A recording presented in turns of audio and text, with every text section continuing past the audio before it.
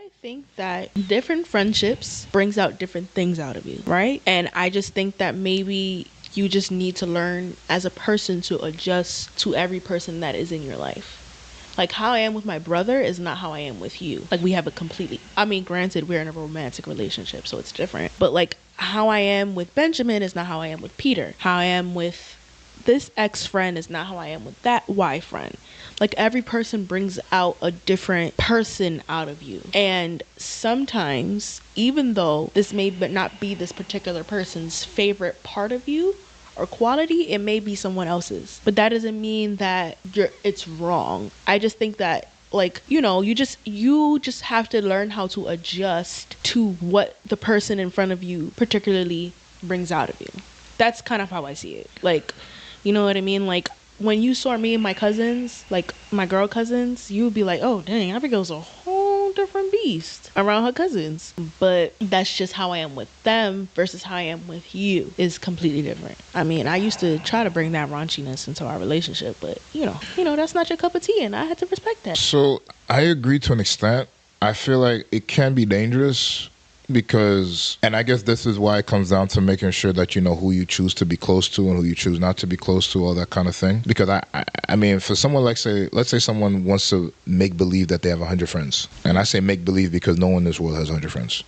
You guys have whatever. You tell me you got thousands of followers or hundreds of people on your Facebook. No, but if you have like 100 friends, I would never encourage someone like you got to be some. I don't think anyone has the energy or capacity to be different with 100 people. I think there's different groups of people bring different things out of you. No, I agree. I agree that different people bring different things out of you. Because I think that maybe that friendship, you may not be close friends with 100 people, but there's probably friend groups that are they're subsets, and maybe they bring a different person out. Like, it's not like, I wouldn't say it's like a two-faced kind of thing, but it's like, you see how I am with Peter, and you see how I am with Benjamin. I'm not like that with you. And yes, we are in a romantic relationship, but that funny, goofy, like, like that Canarsie girl is not how I am with you. I was gonna say, I mean, with Peter and Benjamin, I feel like the only reason I find it's different is because, I mean, you guys grew up together. Yeah. Like, you guys grew up together. You guys have been cool together. I mean, I'm not the same way with you that I may be with others. I can understand that, and vice versa. I do think, you guys, that I feel like, you guys grew up together, you guys did everything together and stuff like that. So I can understand that. What I am saying, though, I do think that I'm not disagreeing with you. I just think it has its limits. I think there's a limit in which there's a limit of how much I'm willing to adjust around someone. Yeah. Let's put it that way. I agree. I think that your core should be your core. Like, your values and your morals should always be the same, regardless of the environment that you're in. Well, not just that, but also for me, it's more so like, are you worth it? Like, if you're not worth it, I'm sorry. Like, how I am is how I am. Yeah. Like, if you're not worth it, I'm sorry. I'm just not doing it. Like, you're going to get the bare minimum. You're going to get the uninterested Emmanuel. You're going to get the Emmanuel that texts you back every 3 hours, 10 hours, 3 days. You're a terrible texter when you want to be. When I want to be, I will not text you. You're not really good at responding. If I want to respond, I will. But if I don't, I'm sorry. Most of the time, I don't. Like 95% of the time, I'm just and the worst part, I think I'm a pretty interesting person. So I feel like the funny part is because I remember growing up, I always said to myself, my phone is dry. I can't really talk to anybody. And then I get to this point in my life, I'm like, I don't really want to talk to anybody anymore. I'm just like, times have changed. But nonetheless, so I guess to circle it back, because we went on a very big tangent. I just wanted to add on to that. Sorry, I'm sorry. No. Sorry, I think it's fine. I think so I do think that character flaws can sometimes be subjective. Not all of them. Some of them are just universally bad or universally good, right? But some are, in my opinion, can be a bit subjective. Like, just because you may not like something about somebody, that may just be because of who you are. If it's just you that doesn't like something about someone just because of who you are, I mean, that's just you. Like, then just stay away from the person. But I don't think the person should go out their way to change for you, especially if what you're saying is not even that big of a deal to change in the first place. Okay. But that's the point too. The third thing I would say is, now let's say... You got 3 points. No, because I do have to answer the question. ultimately. So let's say, for example, what the person have, like we got past one, you got past point two. You feel like now you're at a point where it's like, okay, how do you actually deal with that kind of thing? I mean, ultimately, I think you have two choices. You want to work with the person or you just leave. It's simple. I don't think there's many different ways to go about it. I either want to help you be better or I just don't care enough and I'm out. And that's why I tell people all the time when it comes to friendships, and that's the difference between a true friend and just a friend. A true friend is going to work with you through your mess, and that's why I always tell my wife, there's certain people in my life I'll never forget. Because when I was at a point where everybody kind of just said they don't really care, they don't even want to check in. They didn't even want to talk to me. They put me in a little trash can in a corner, in a box and everything like that. There's a handful of people. I won't say handful. I'll say 3 people, because there was legit only 3 people at the time that really stuck with me. 3 youth and then 2 adults that I always say that really stuck with me through it all, through those rough times. And to this point, I mean, I always say, even though, 2 out of, 1 I haven't spoken to in a very long time, well, a couple I haven't spoken to a very long time, but I'll always appreciate them, I'll always appreciate them, because at the end of the day, I always, I like to remember those that stuck it out with me, right? And help contribute to where I am today. I think, you have to know what kind of friend do you want to be to that person. Do you want to be a friend that's going to stick with them and help them and be there for them and push them through and all that stuff? Or do you just want to be that type of person that's going to be like, you know what, I'll tolerate you. And if you find yourself in the latter, then do me a favor, don't call that person your friend and don't say you're that person's friend. You tolerate them. Tolerate is not friendship. Y'all can be cordial. Cordial is fine. Cordial is not friendship. Yeah, like associates. Right? Yeah. You can be associates. You can be work buddies. You can be, hey, did you finish the homework type people. That's fine. But if you're at a point where it's just like, you know what, you do you, I'm going to do me, and I'm not really going to care what you do, then you're not friends. You're just whatever. But yeah, that's my next question. Do you think friendships is the foundation to start off a relationship with your partner? Yes. You taking this one first, because I took the last one. Yes. I don't think there's much for me to say outside of that. Yes. Wait, that's it? Yeah. Like, what else do you want me to say? I think what makes us work is that we're friends. So, like, you're really my home skilly biscuit. Like, you are that, and then you are my husband. You know what I mean? You are my lover. You wear multiple roles in this relationship. But at the same time, like, I think the core of our relationship is friendship. The reason why we are able to have a podcast and talk is because we're friends. Like, I don't think that if we weren't friends, we would be able to do this. Like, because being in love with someone does not mean that you like them. So, does not mean that you enjoy having conversation with them. So, I think that the reason why this is so fun and we enjoy doing this and we have so much to say to each other and we talk and all that stuff like that is because we're friends. Like, at the end of the day, we're real good friends. So you're saying that you feel like it's possible to not like each other, but love each other, but be in love with each other? Yeah, I think it's very much so possible. That's interesting. Yeah, you don't agree? I don't know. I mean, I feel like I can understand liking, not liking, and loving. I can understand that. I think you could be in love with someone. You could be infatuated with someone, but then you realize that. Well, infatuation, I wouldn't consider infatuation to be in love, though. It's a part of love. I gotta be a little infatuated with you. I'm not saying it can't be a part of it, but I don't know if I would say that being infatuated with someone is the same as being in love with someone. No. Right? I'm saying it comes together. Like, I'm a little obsessed with you. I'm a little obsessed with you, just a little bit. No, you're not. You're very obsessed. Oh, but I think that let me explain so maybe you can understand what I'm saying. I've seen people that are in love with each other.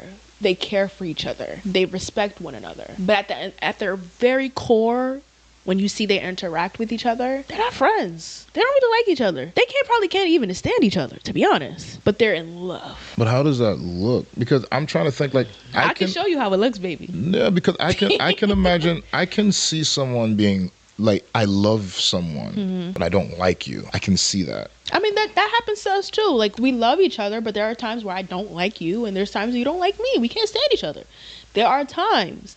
But I think that you can be in love with someone, and maybe the person thinks that they're in love, but they're probably not in love, and maybe it's a lustful thing, that they in lust with this person, but they really don't like that person. Like, that person, to the core, like, their core values, the person that they really are, it's like they they they don't like that person. Like they love the fact that they're called wife, they love that the fact that they're called husband, they love the fact that they are together.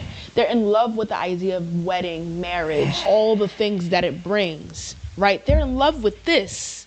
Like they're in love with this idea. And when you sit down and talk to them, it's like how are you guys together? Like how are you guys friends?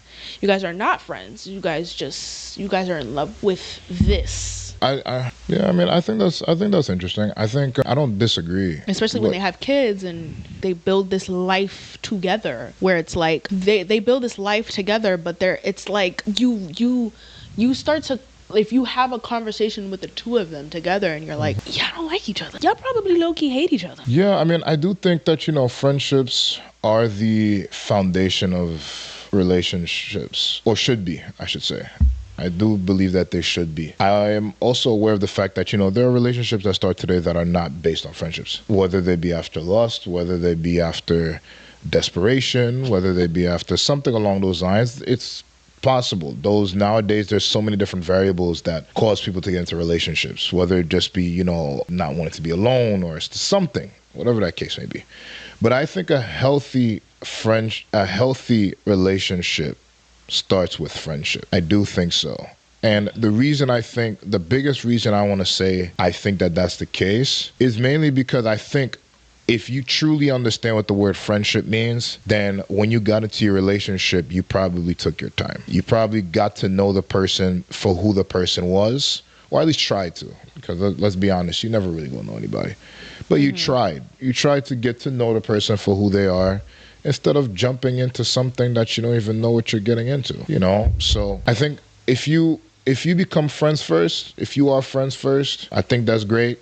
And I think that's important regardless, whether you are dating or not. You should always, be friends first. Always be friends first. Even if God gives you somebody, be friends first. I think that's important. Friends first. Because I think, like my wife said, I do think that is something that one of the biggest reasons why we're still together. It was a friendship thing that started. Yeah. Because I actually enjoy your company, and I would hope that you enjoy mine. Man, saying you would hope is crazy. I feel slightly disrespected. Like, that's crazy. Thank you, Farah. Not all couples are friends. Like, not all couples are friends. I never said I don't believe all couples are not friends. All I'm saying is I find it difficult to believe that you can be in love without ever being friends. I think but you can be. I'm not saying like you have separate interests. You have certain things. You have like a whole different you don't really have a great amount of things in common. Like you guys are living two different lives. But like, I don't think that you have to be. I guess I don't know. Well, this is probably an agree to disagree. But our intimacy moments are based off on our friendship. Like I agree. Yes. Like exactly. That's what I'm saying. I don't think that if you if you want to say, for example, it like you said, it's built off of our intimacy. I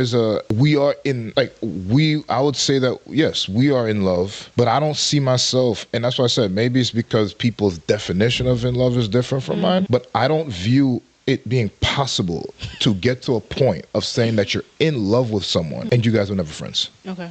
I feel like you can love, and even me saying that, I feel like I'm saying that very loosely, but that's mainly because of the world's view on what love is and the world's view on what partnership is, which is why I'm even saying that. I'm not going to say I completely agree with this statement either, but I can somewhat understand loving without being friends. Okay. But I'm not going to. I'm sorry. It's hard for me to believe to be in love. I think friendship without being. I don't see that. I think that I'm not trying to brag on my relationship now, but I just feel like we have a deep friendship connection. Like it's so good when it's good.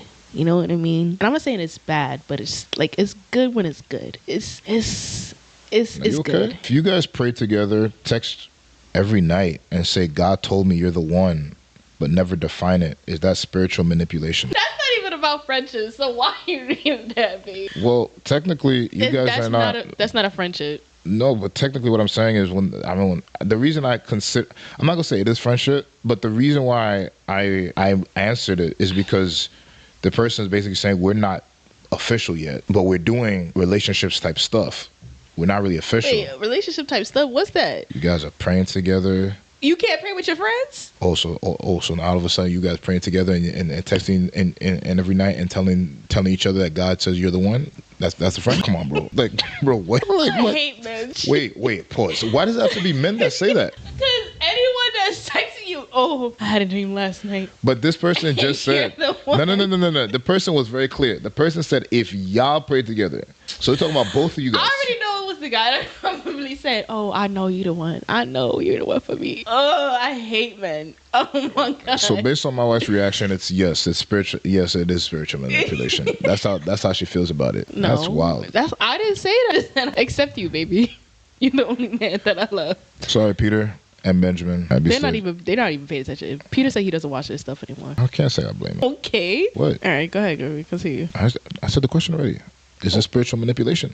Is it? I was asking. No, baby. I answered the last one. So it's not spiritual manipulation? I don't know. You tell me.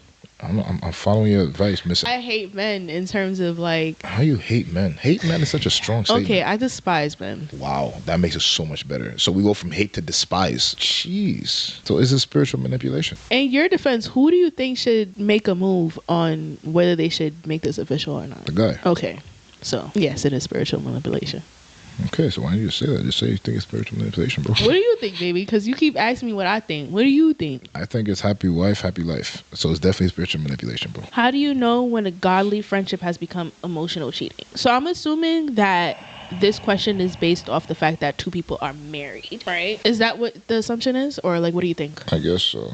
Because if you're talking about cheating, then yeah, I assume that you're already dating someone. Or you're dating, or... You're with someone else, put it that way. Okay. And like, their godly friendship with someone else is becoming emotional cheating. I think it becomes emotional cheating when you start to realize that you are discussing and disposing certain emotions with another individual more than your actual spouse. And you're disclosing things that probably should only be for your spouse. Then that is when it becomes emotional cheating. In my perspective, I could be wrong. Just because God ordained your friendship does not mean that you have to share everything or talk about everything. Yeah. I mean, I remember I told my wife this a while ago. I always told her, I said, I feel like it becomes a problem. Like I remember I think her and I, we had a conversation a long time ago. And I remember I told her, I said, well, I mean, for me personally, because I know who my wife is, I know the type of person that she is, I know who she is, I know the kind of person that, the way her habits here and there. I'd always say that it can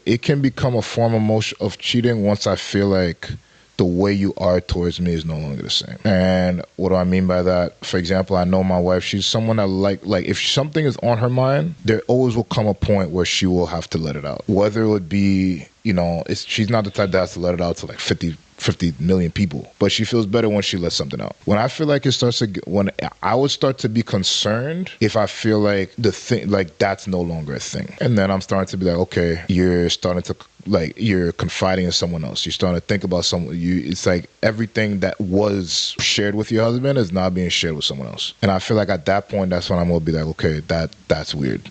Is that considered emotional cheating for you? Yeah, I feel like at the point where it's like you no longer like your spouse is no longer first for your emotions, essentially. Let's just put it that way. I think that's the easiest way I can put it. If they are no longer the first person that you are going to about then at that point, yeah, I think that's one. And I also agree with my wife about what she said. I do think that there are certain things they're not meant to be shared with outside your marriage or relationship. They're not meant for that. Like there's certain things once you start to share them, you'd be surprised what can happen. Yeah. You can be surprised what goes on from there. Number one, you can have the person start to catch feelings, but number two, and I think it's the worst part, you open the doors for someone to enter into your relationship. But the moment that you start to share certain things that you probably had no business sharing in the first place. For me personally, I think once you start to trust somebody else more with someone else becomes your first, and I won't even just, I guess I will go even deeper than that. I won't even just say that. I would think, because someone can still, okay, let me put it this way. Your spouse can still be the first person you go to about things, but you explain it deeper to someone else. And I think that's also a problem. Like you can, and I think that's something that everyone should always be wary of. Have you ever found yourself talking about, because I feel like this happened to me, I'll start talking about something with someone outside of you, and then like I will stop myself from talking about it because I'm like, all right, I don't think this is a conversation that needs to be had with Emmanuel. Like, I feel like, and I'll like automatically just be like, forget it, I'm just being overly emotional. But then I realize like this is something deeper than I expected it to be. When it comes to emotions? Oh yeah, we're two different people. Yeah, I'm sorry. I'm not. You keep that in the in the tuck. I don't share emotions, and I think that's one thing that, you know, anyone that knows me knows I'm not. I don't share emotions. I feel like I forgot who I was talking to for a second. Yeah, I'm not trying to blame anyone, but there was a lot I can say that I've been through growing up that kind of made me just shut down. And funny enough, I still remember the point in time in my life when I was very open, because that wasn't that long ago. I wish I saw that person. No, there was a point in life I was very open. I want to say I was 18, all right, that was 17. a long time ago, babe. I want to say I was really open around then. I think It's like 13 years ago. I vividly remember why I shut down, but yeah, around that time, I was much more open. So that's why people that knew me prior to then will probably know a bit more about me than people that know me now, because I was more of an open book. Now, You are like very layered filled. Like you're very layered. What they say in Shrek? He said, what do you call Shrek? He said it was an ogre. It was onions. Yeah, layers. Literally. Like you're I'm not an ogre. Stop. Like what? No, that's disrespectful. No, you're sexy to me now. You're like Shrek was sexy to Fiona, but that didn't mean he was an ogre. Like what? I feel like you're an onion. Like it's very hard to peel back your emotions. Like it takes you some time to even discuss certain things with me. Yeah. So I totally forgot. Yeah, about that. I'm not the anyway. You're not gonna catch me sharing emotions. Like I'm sorry. That's just. Ferry brought up some good points. For me, when it comes to being emotions, I have two.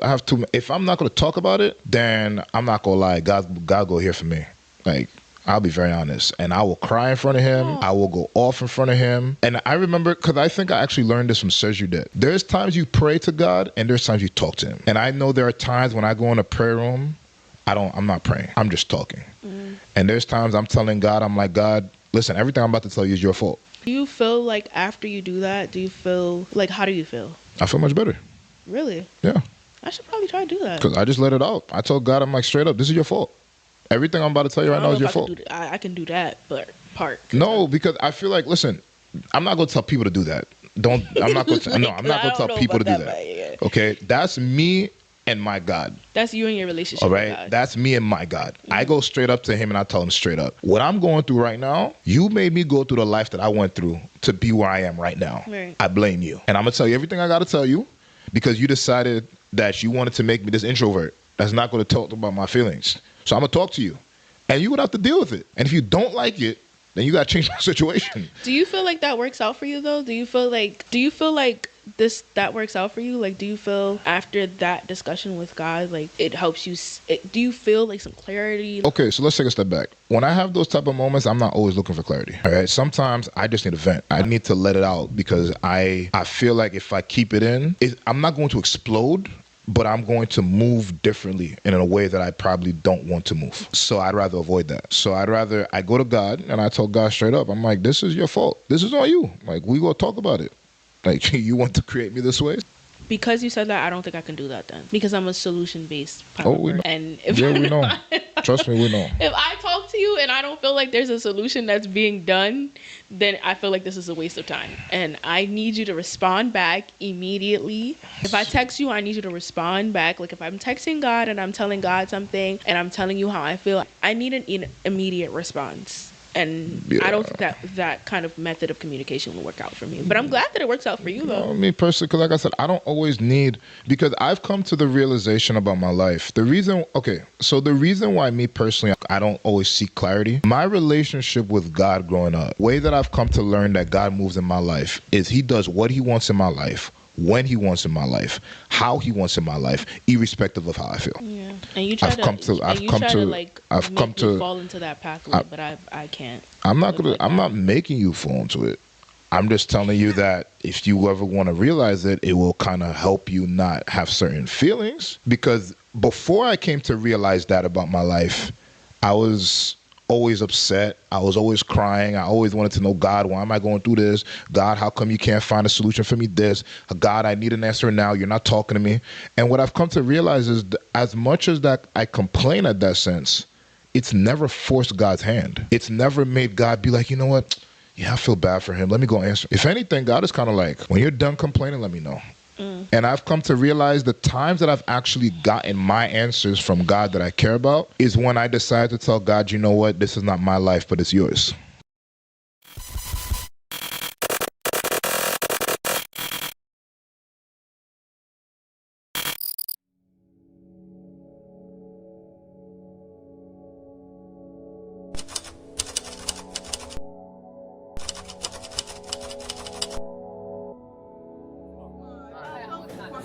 So like, I was at his niece here, right? We was having this big get together, this family get together, whatever. I see an old friend of mine. He comes talking, and his girlfriend tried to friend's girlfriend. He came talking to me. I told her like, leave me alone, this is my friend's girlfriend, and she kept on talking.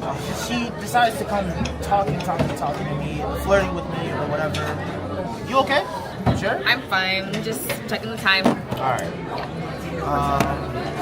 Hours into the party, here comes my friend, comes doing this. She put her hands on my chest and she's trying to caress me. And here comes my friend yelling at me, screaming at me, begins to flirt with me. And she begins to touch me. I told her, leave me alone, you're my friend's girl, and I don't think we should do it. I told him. I'm so sorry. I actually have to be somewhere right now. This was great. This was so great. It was good meeting you though, but But you didn't even finish your food. I'm not hungry. You can finish it though. It's nice meeting you. Alright. Good?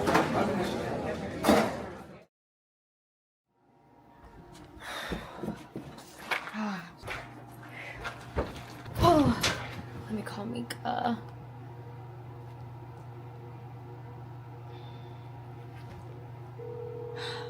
What's up?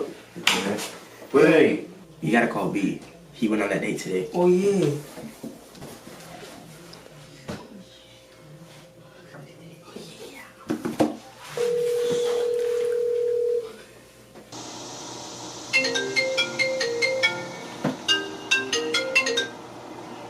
Hello? Girl, you will not believe the date that I just had. What happened? Why is he calling?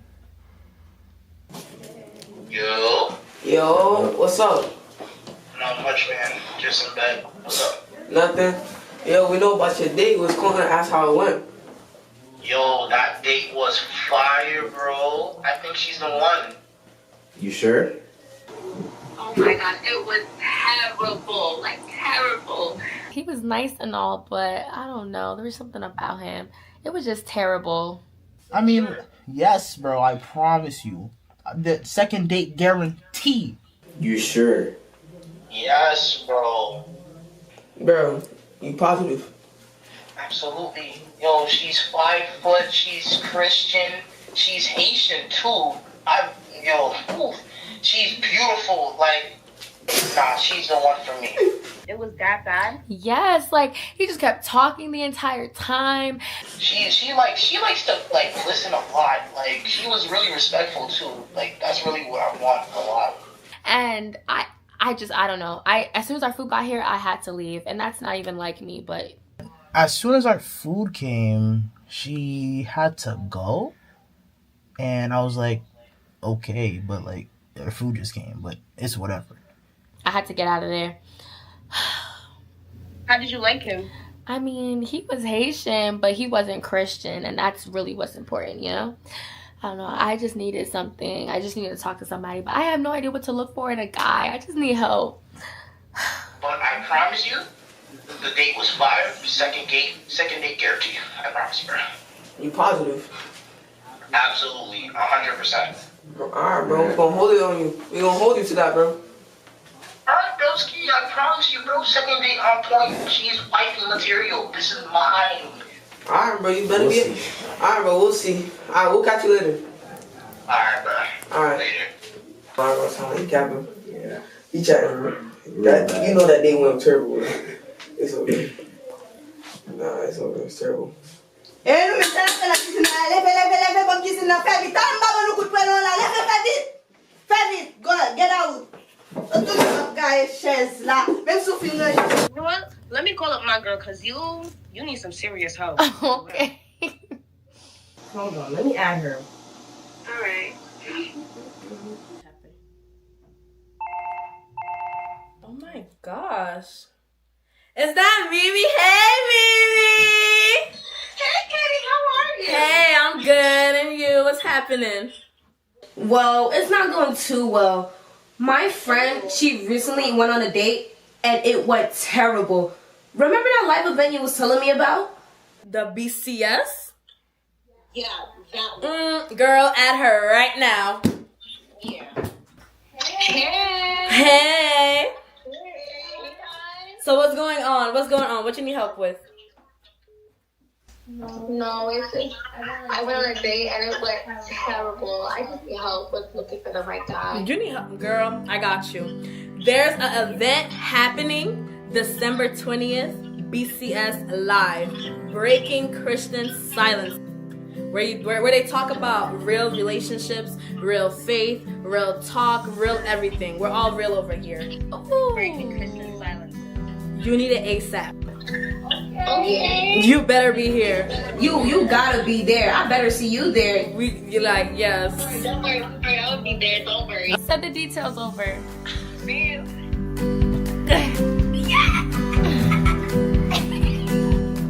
Oh, BCS event. All right.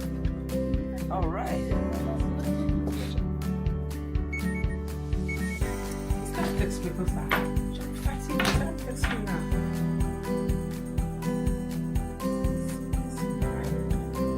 What is that? Oh, you know me. Oh, there's some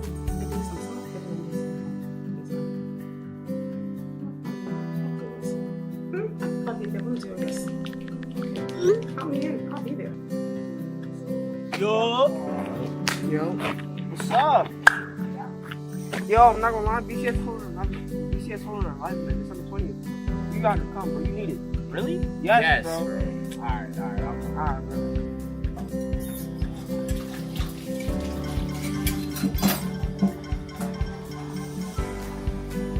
Oh, BCS event?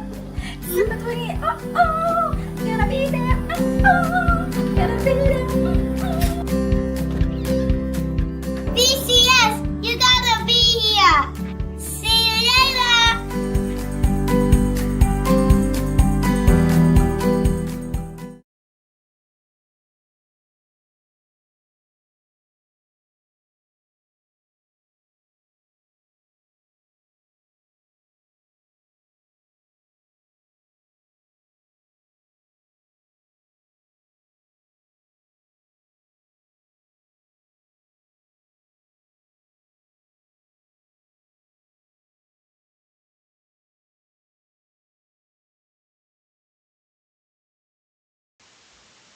And we back to another episode of BCS. As you guys see on the screen, you know we got to keep this up because the date is fast approaching, guys. Yeah, we're in December. About nearly 2 weeks away. We're in December, guys. We're in December. Like, it's really here. Your first BCS live is how many days is it? Today's what? It's second? literally so 18 days. It's like almost almost 2 weeks. Literally. Wow. So BCS it's live. like 18 days, but 2 weeks and 4 days essentially. All right. So we getting close, guys. We're getting close. But we are back. We're back.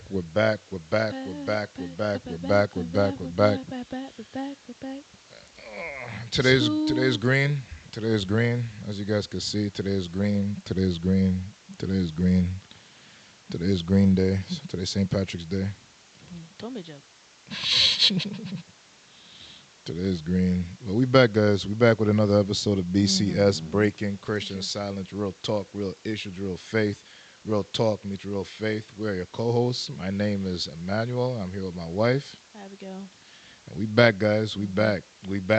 And not only we back, but we back in the best month of the year. The Bro, best month of the year. if you know, you December, know. Every December, morning. December, December, Are December. you gonna do this every morning? Everybody gonna know what month we in. Everyone's gonna know. No one's tired of it, so I'm good. It's only day 2, so it's no like one's tired of it. No I one's think tired by of it. like day 4, day 5, it's gonna be like we're gonna block your number. Nah, no one's tired of it. No one's tired of it. No one's tired of it. Every day, everyone must know and remember it is December, the best month of the year. The number one month of the year. December, folks, ladies and gentlemen. December, December, December. Okay. Anybody know how to spell December? Let's Nope, go. I don't know how to December. spell it. December, bro. December. December. How you spell December is easy. B-E-S-T. The best. That's it. December is so the best. annoying. December is the best month of the year. The best month of the year. There's no Jesus' birthday, allegedly. No, man. We don't even know for sure. Nah, December. Everyone watching knows December is the best month of the year. Like it's not up for debate.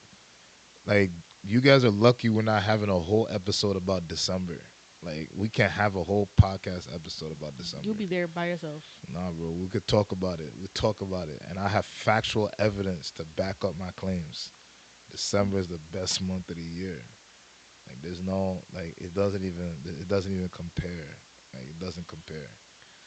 But we here nonetheless, guys. December 2nd, and we are officially again 18 days away from BCS Live. Yep. BCS Live. We're 18 days away, guys. I'm looking forward to seeing all of you guys live in person. We're looking forward to it. We're excited. You know, for those that we may have never met, that we're going to meet for the first time, we're excited. Those that we have met but we haven't seen in a long time, we're excited. And those that I see every day, I mean, I see you every day. So, anyway. But we love you guys. We love you guys. And we're excited. We're excited to see. Don't we're forget, excited. if you haven't already, purchase your merch. I'm sure the links will be coming to follow, but make sure that you guys Paging Susie.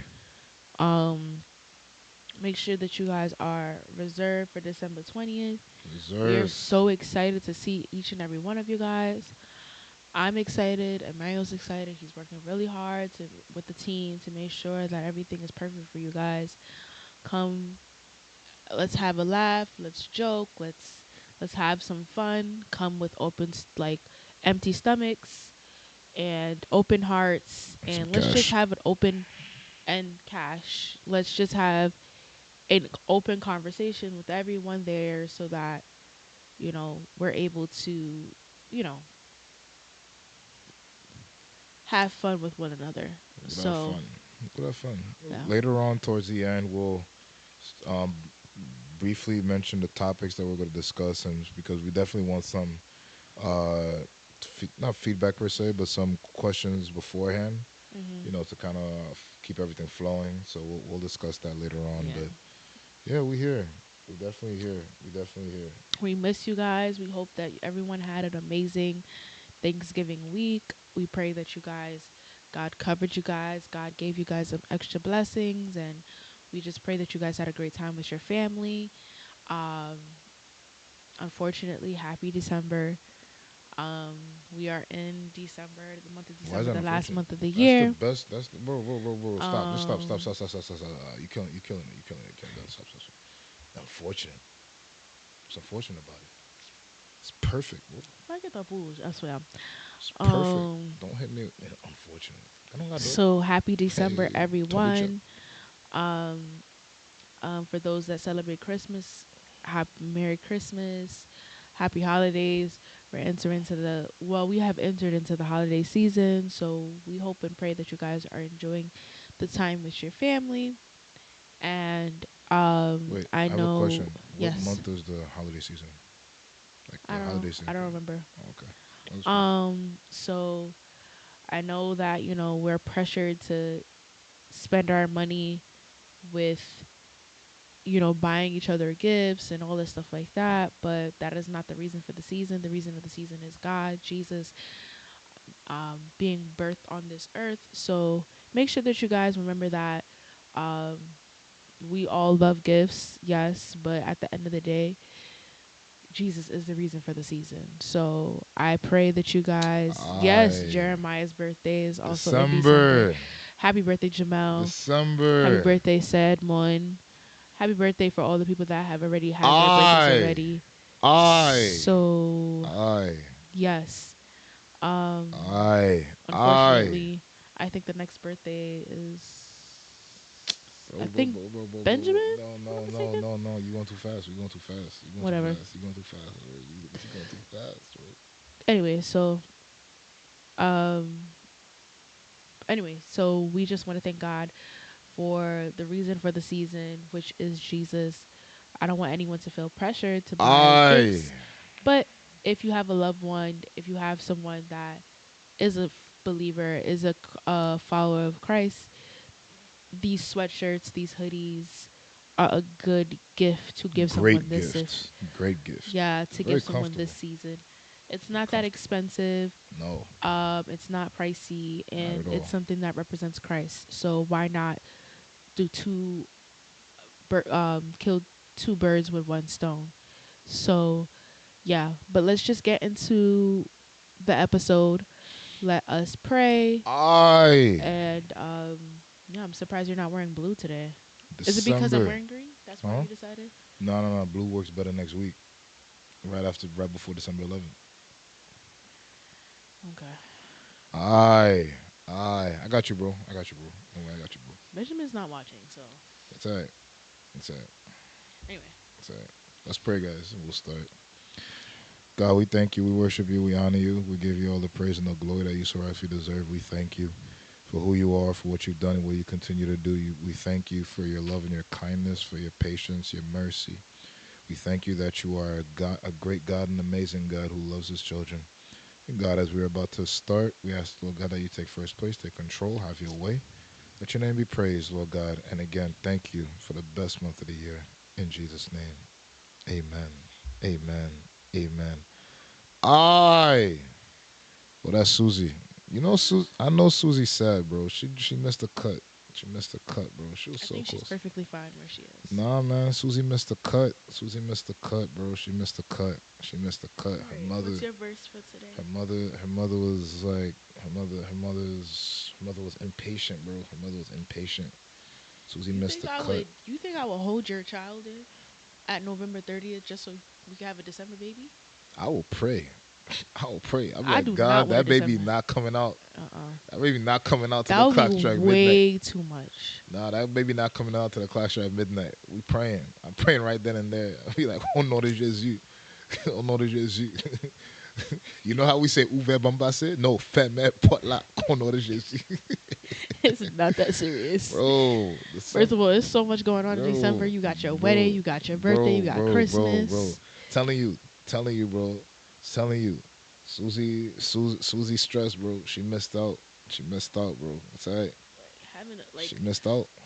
Having a birth, first of all, December is such a money grabber. Like, it's not even funny. Listen. Susie missed out, bro. Leanne, December baby, another one.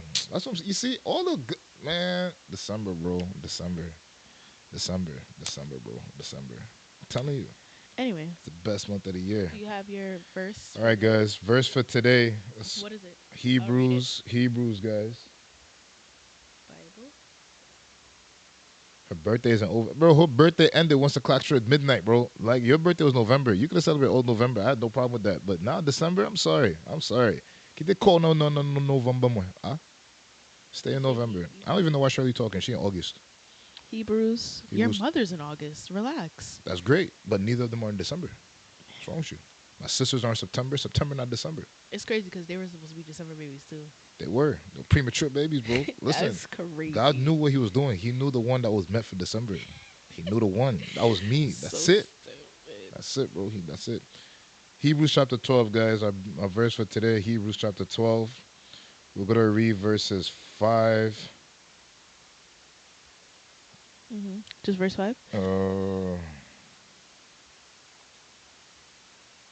going to read verses 5 through 11. All right. Hebrews chapter 12, we're going to read verse 5 through 11. All right. Hebrews chapter 12, verse 5 through 11.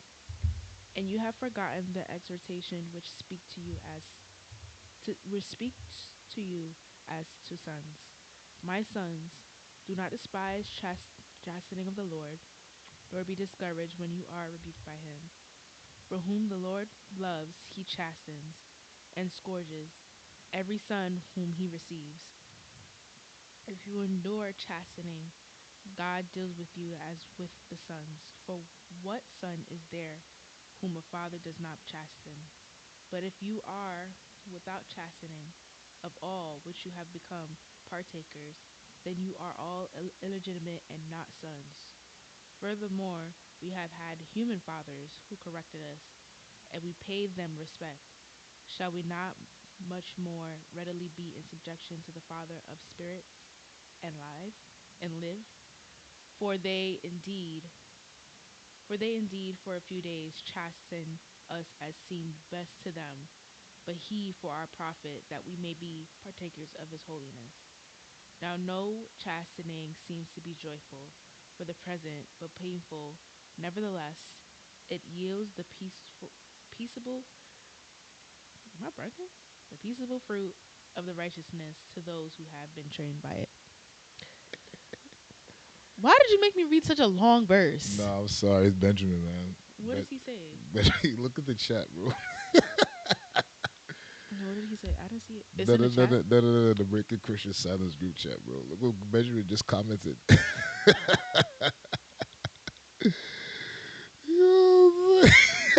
Did he really? Because you remember on that one video. I told you that was inappropriate. No, I remember on that one video because Benjamin was like, not me witnessing my pastor smacking his wife on the butt. I told you that was inappropriate. Bro, it's on the video. Anyway, so follow us on TikTok. Or Instagram or TikTok? Instagram, TikTok, follow us. We put our vlogs up for Thanksgiving. Yeah, we did so if you didn't see it, Benjamin clearly just watched it. And he's scarred because he saw that his pastor smacked his cousin on the butt. So, I told him to cut that out because I thought that was inappropriate. Don't say you didn't tell me. You told Becca that. Becca kept it in.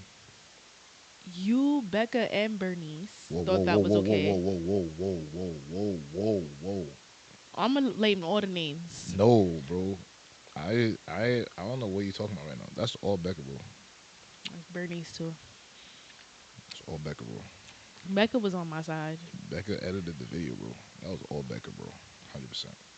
Anyway. But today, guys, as you could probably, the verse sounds a little bit harsh, but I don't want anybody to be scared. We're not talking. It's very harsh. I was just like, sheesh. No, but the reason why we chose this verse is because we're actually going to spend today talking about having tough conversations. Mm-hmm. And I felt like the reason we read this verse is because God says he chastens those whom he loves. You only have tough conversations with people who you love. And they're only meant to help you grow. And God says that if you can't have tough conversations with you, you're basically like an illegitimate child. You know? It's like an illegitimate relationship.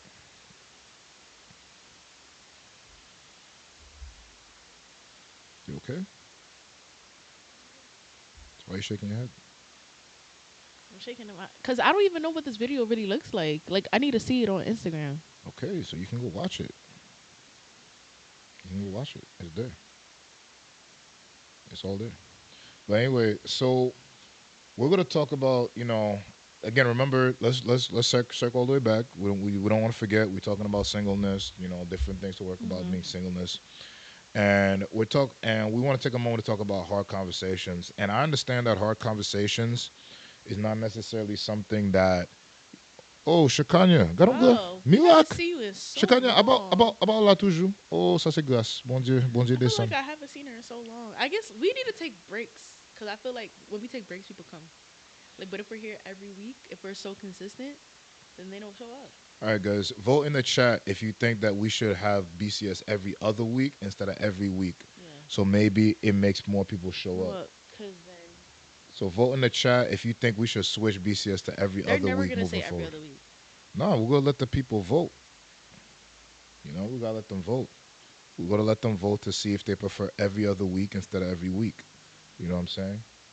Um, so I'll leave it to the people. The people will vote if they think that we should do every week or every other week. Every day. What the car? Yeah, we don't have actual jobs. Hey, every day is wild. Sorry, baby. I mean, that will drop on the content team to make sure that we have content for every day. Like that, what.com. And then the social media team to make sure they could keep up with all these shorts. What.com. All right. Fredlin, great to see you. I hope Abigail is still with you and what's the boy's name? Every other week. Every week is the way to go. Some say every other week, some say every week. Maybe I should take a poll. Hold on, guys. Wait, give me a second, guys. We're gonna take a poll. Every Thursday and Sunday. I said, wow. Alright, now that's when you lost me. Because we can't do it Thursday and Sunday. Give me a second, guys. Hold on. Give me a second, guys. So what did you guys eat for Thanksgiving? They had jerk turkey at mine, which is like a family ritual that they have jerk turkey every year. And then we had lasagna. My mom made lasagna. My mom cooked most of the food. Benjamin just ate it. I made chicken wings. I made barbecue wings. Then we had regular turkey that my mom made. We didn't have any mac and cheese this year, which was like a diabolical sin. But like, we had to be grateful. All right. Shakanya, I don't even want you to say anything about my chicken wings because she did not want to eat it. She was like, "Oh, I'm not eating it because it's too spicy." You didn't even try it yet. You said it's too spicy. All right, guys. Comments, polls in the chat. You guys vote every week, every other week. All right, you guys vote every week or every other week to see what people think. How often should we have BCS? Anywho. But yeah, so let's get back into it. So again, we're talking about hard conversations. We understand that, a lot of us are, when you think of like having hard conversations, you think of obviously a conversation, which in a conversation is not just one person, clearly it's two people. So you may ask yourself, how during the time of singleness do I work on that? Or how does that affect me? But ultimately, again, I think hard conversations happen every day in your life. Whether you want to believe it or not, or not literally every day, but it happens all over the place. It could happen when you're at school. You're having a hard conversation with a professor. You're a colleague, a student, right? If you're at work, you're having it with a colleague, with a boss, with your manager. For example, I just had my performance reviews last week. Those conversations sometimes could get brutal, right? If you're in an activity, that anything that forces you to collaborate with somebody is a moment in which it can lead to you having a hard conversation. So it's not just something that you have to deal with while you're in a relationship or in a friendship, but it's everywhere. Professional life, your life in church with others, like family, everything could be a hard conversation. Yeah, definitely. And I want us to realize that hard conversations, they're in every part of your life. So I don't want us to think that, oh, I'm not in a relationship, so that doesn't that doesn't work for me. I'm not dating, so that no. Hey, I'll give you a better one. You can have hard conversations with siblings. Why is Shirley lying, man? Shirley was the one that voted for every other week. Oh. 11 votes so far. Every week is winning. Every week is winning so far. I mean, we'll live it up for the whole BCS and see. I guess I was trying to give my husband a break, but y'all clearly don't care about his well-being.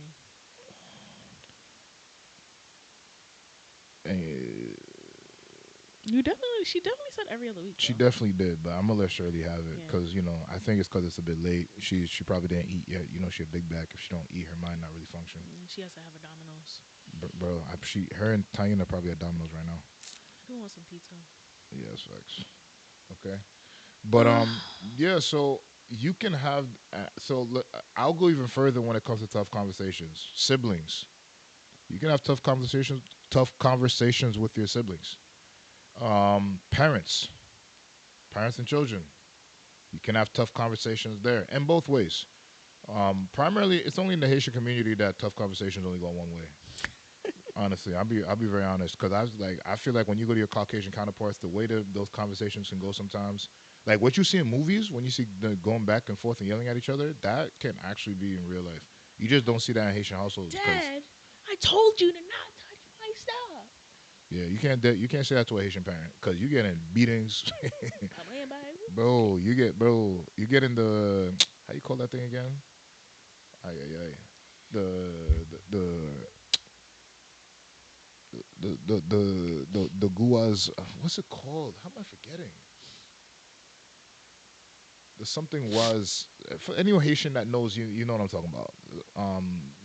Was I completely blanking on the name right now. That's crazy. But you get a beating and whatnot.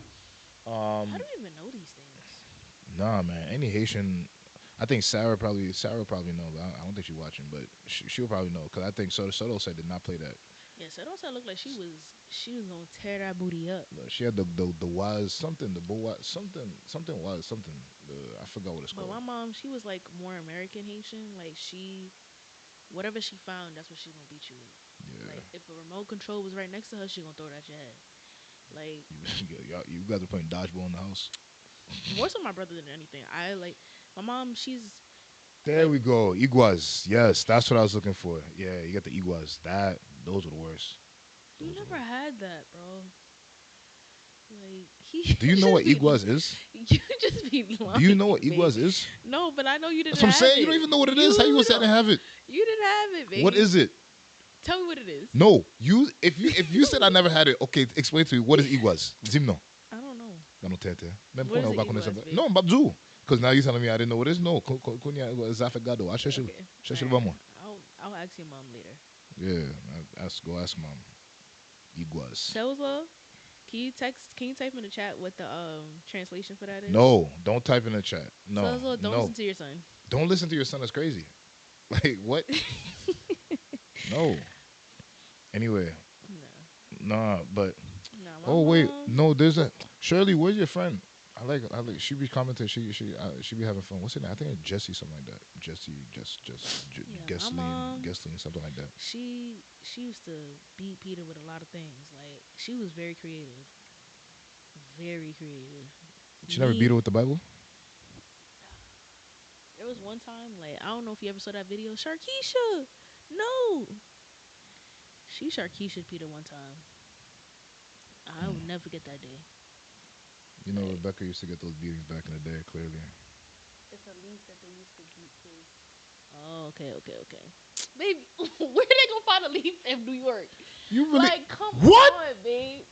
Call Sarah right now, and I promise you she can explain. Her grandmother probably brung it from Haiti. Like, who's bringing it for you? Your grandma? First off. Your grandma looked like she probably never beat you. Your grandma? Your grandma beat you? Babe, I'm not gonna lie. It's always the ones that look innocent, bro. Those are the scariest ones. Your grandma looked like she was giving you cookies and eggs and all the things that you wanted. No. Yo, Shirley, get your friend. Call your friend. Where's Shirley? Call your friend. It's me. It's like a pure Gerard. Thank you. Where were your parents finding that, though? That's what I'm Babe, I'm sorry. I understand that you are spoiled and Sergio that never beat you, so you didn't know anything about these things, okay? You did not play that, bro. No, but we, us true Haitians that had to deal with the Haitian being raised by Haitians, you got beat with anything that people saw. They used to tell us, like, she used to say, she loved to say she gonna give us a pataswell. Like, bro, and she really did. Pataswell? You got those too? Yeah, she say, pataswell. How do you say that in English? Pataswell.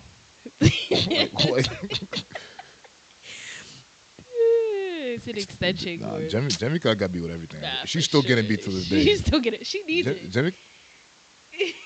Ouch. Jemica's still getting beat to this day. I don't care what anybody says.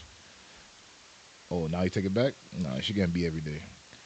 I think I was talking to Grace about this, and I was like, and Ruben was like, "Yo, for sure, Emmanuel's gonna beat his kids." I was like, "Nah, I don't see Emmanuel ever beating his kids, to be honest.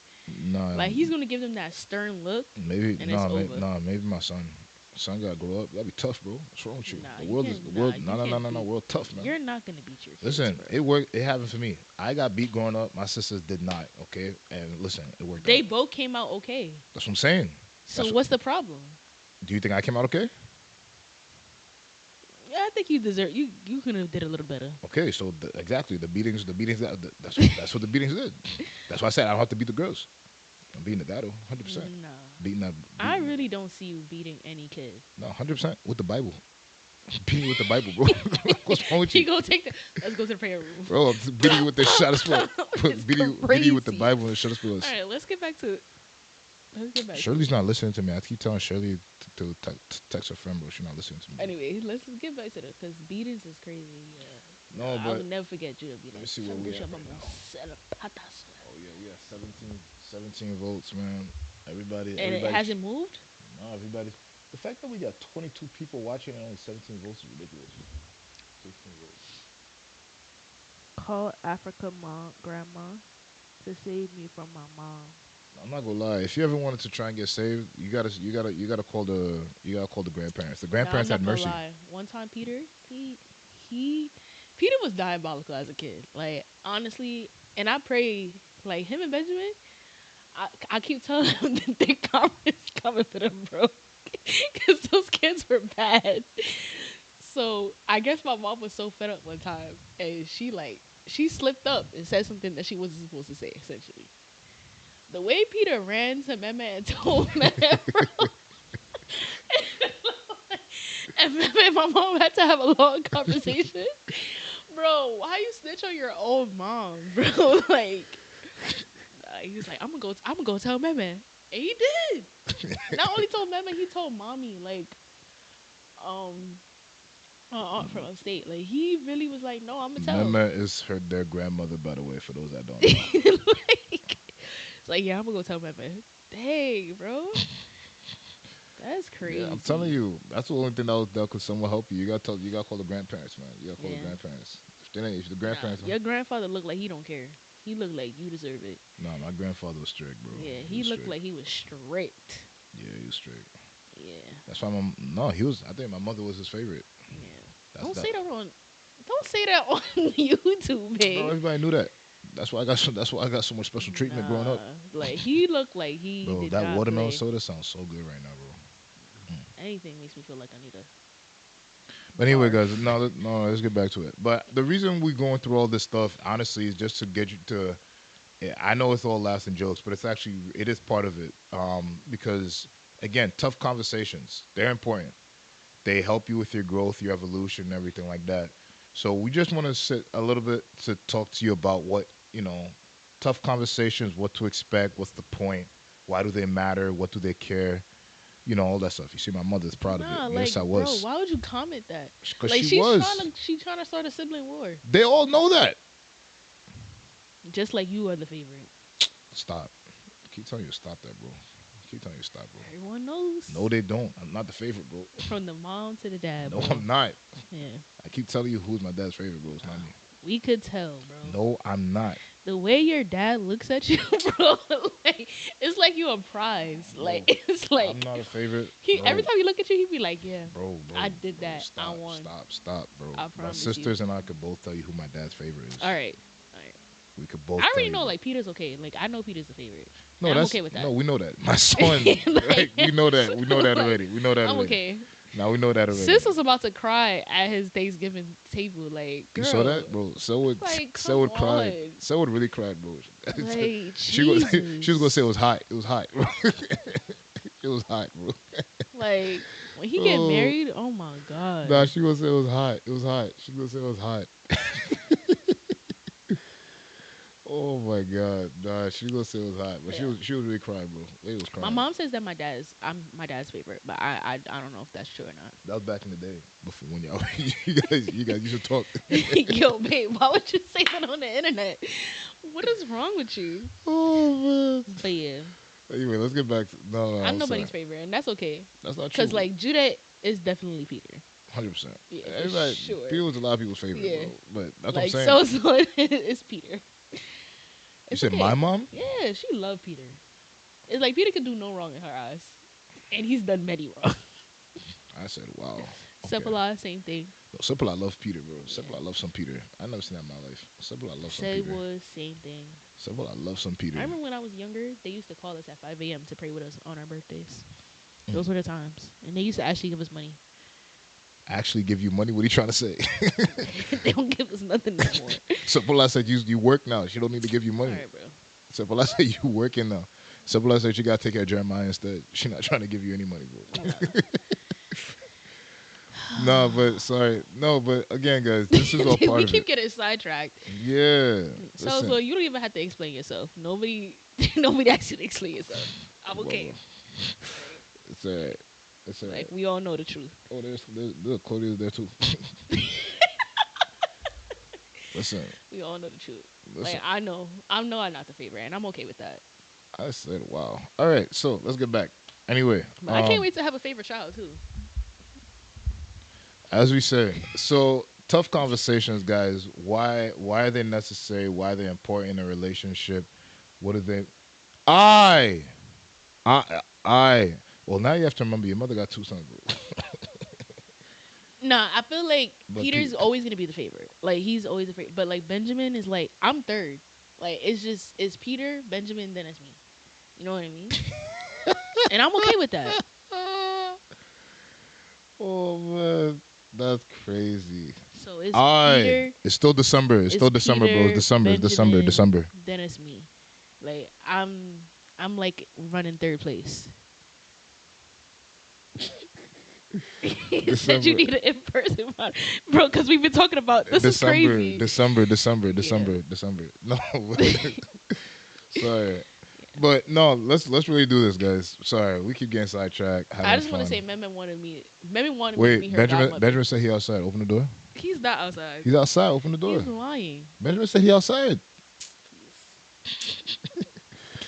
Anyway, no, but I do want us to talk. Watch the door. Watch him start knocking on the door for real. I don't believe him. Bro, he's outside. Benjamin said he's outside. Open My the door. mom did say she had something for me, but she would have texted me. Okay. No, but let's get back to this, babe. Oh yeah, he really is outside. Benjamin's outside. Tell Benjamin to come inside. Hey, are you guys home dropping off juice? No, tell Benjamin to just come inside. Ben, just come inside, bro. Just come inside. We need a moderator, bro. Just come inside. The house is crazy. That's fine, bro. Tell Benjamin to come inside. You guys want to see Uncle Ben on the live? You guys want to see Uncle Ben? Doesn't matter, bro. Just tell him to come inside, bro. Just tell him to come inside.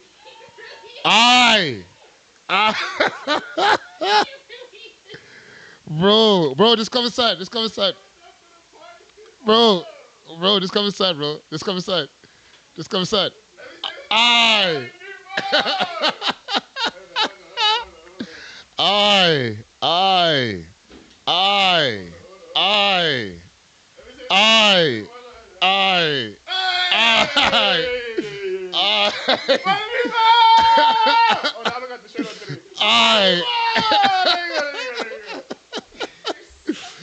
Oh man. Aye.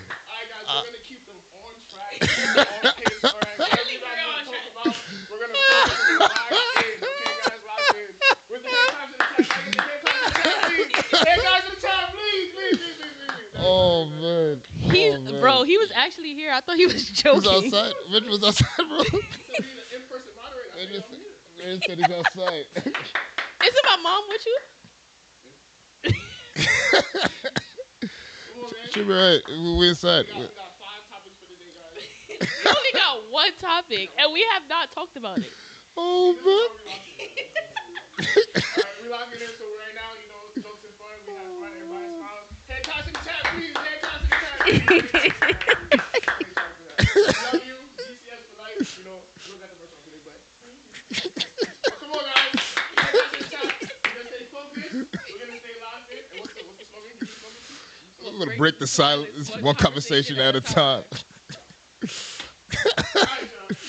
All right, bro. Be good. All right. Thanks for stopping by. I guess I should lock the door Yeah, now. just lock the door. Lock the door. Oh man, that's amazing. We gotta love the impromptu visits. We love the impromptu visits. We love them. We love it. We love it. We love it. Oh man. All right. Everything's about December. It's all December. December. December. It's That all was about, actually It's very all about funny. December. It's all about December. That was actually very funny. It was. It's all about December. All about December. Like, I did not think he was actually outside. But then I Aye. looked at my text. I'm like, oh shoot, he's actually outside. Yeah, it's outside. My mom did say she had something for me, so that's why I was like, okay, that does make sense. That looked like cellular juice. No, it's not. Trust me, it's not. Cause My that juice mom look actually red. like. Yeah, that juice She, look red. no, my mom actually juiced something for me. Oh, that's wataka. It All right, probably tastes guys. nasty. Let's get back on track. So, tough conversations. Let's talk about them. Why they're important. So we're gonna have a bit of a story time. Let's have a bit of story time. Let's have a bit of story time to talk about tough conversations. Tough conversations. What are we defining as a tough conversation? Something that makes you uneasy. You're having a conversation with somebody, and it makes you uneasy. Something that you don't really want to hear. My mom talking about take a cup right now. No. Oh, anyway, so something that you talk about something you don't want to hear, something that you're probably not really willing to accept, all that kind of stuff. Tough conversations. Let's talk about it. My wife and I, we've had a lot of tough conversations in our life. We've had a lot of tough Can you count? conversations, and we're going to talk about one specific conversation. I want to talk to you guys about a tough conversation that my wife and I had. Is it pre-marriage, marriage, or It's our infamous conversation, our infamous in the car till 5 a.m. Conversation we had in November. oh shoot? Yeah, I didn't think it was gonna be that. November. You know, that month that we left. Thank God. November 2025. November 2021. Oh, okay. Oh, I was about to say. yeah. I didn't think he was gonna bring that up. But okay. So we're gonna go back. So story time, guys. I think it was a Friday night after service. You know, back then, you know, I'm not gonna lie, we're a bit dizzled. You know, it was easier. You know, so it was in Haiti like half the time out the year. So, you know, Don't say that too loud. She gets really mad when I say that. nah. So like me and Abby, you know, we could be chilling and you know, no one's around. But anyway, so we had our wedding set up. We had our wedding date planned, everything for December 20th, 2021. And it was November. It was November 20th, 2021, the month before our wedding. And we had into a heated argument. We got into a heated argument. And we basically were ready to call off the wedding. Dun dun dun. We were ready to call off the wedding. We were ready to leave, to separate, to end our relationship. We were done. We're basically done. We were at a point where, oh, Jack, what you been doing, Jack? I'm gonna wall. We were at a point where that was it. We were done. We didn't really want to do this. We really got to a point where we're just like, we felt like we weren't for each other. We felt like we weren't for each other. We didn't really feel like the chemistry was there anymore. We felt like if we walk down that aisle, we felt like we were doing it for people. Yeah, it would be a disservice to each other. Yeah, we didn't feel like we were doing it for us anymore. We felt like we were doing it for the public. We felt like we were doing it, and which is one of the things why I do say it is difficult to date in a church, to marry in a church, because a lot of times you do things for face, because everybody's watching you, everybody's looking at you, everybody sees you, and it didn't help that my wife's mother is who she is, my mother is who she is. That didn't help. So all eyes are on us anyway, right? So at that point, we felt like if we would have went down that aisle, we felt like we were just going to do it because other people wanted us to do it. But we for them. Yeah, it was for them. It wasn't for us. Like we didn't have that same level of love that we had when we didn't feel like we had that same level of love and spark that we had when we first started. So, and this is one reason, you know, I thank God for my wife every day. And I tell people all the time, I do think there's a reason they say opposites attract. I don't think people that have similar. I don't think there's certain similarities that if you guys both have, I actually think it's going to do your relationship a disservice. My wife obviously is more of the talker. She's more of the confrontational person that actually wants to tackle things head on. I'm not that. I'm kind of the type to just swallow up my feelings, bottle everything inside, and when I want to release it, I just go and talk to God, and I'm like, God, here's everything I'm feeling. I don't know. I probably made a prayer back then. I was like, God, this girl's crazy. I can't do this. And I don't know what triggered it. Like I said, it's so long ago. It was like 4 years ago. So I don't know what triggered it. But I do know we got to a point, like I said, I think we started talking, it was like 10 p.m. I want to say, 9 p.m. After service. Yeah. And we finished at like 5 in the morning. So I don't. No, I know what triggered it. You remember? Yeah, because I think like a week before, you were trying to help me with something to go inside the house, and then I told you, and then I told you I don't need you. Yeah, I remember that. That's one guy. Woman, don't say that to him, man, bro.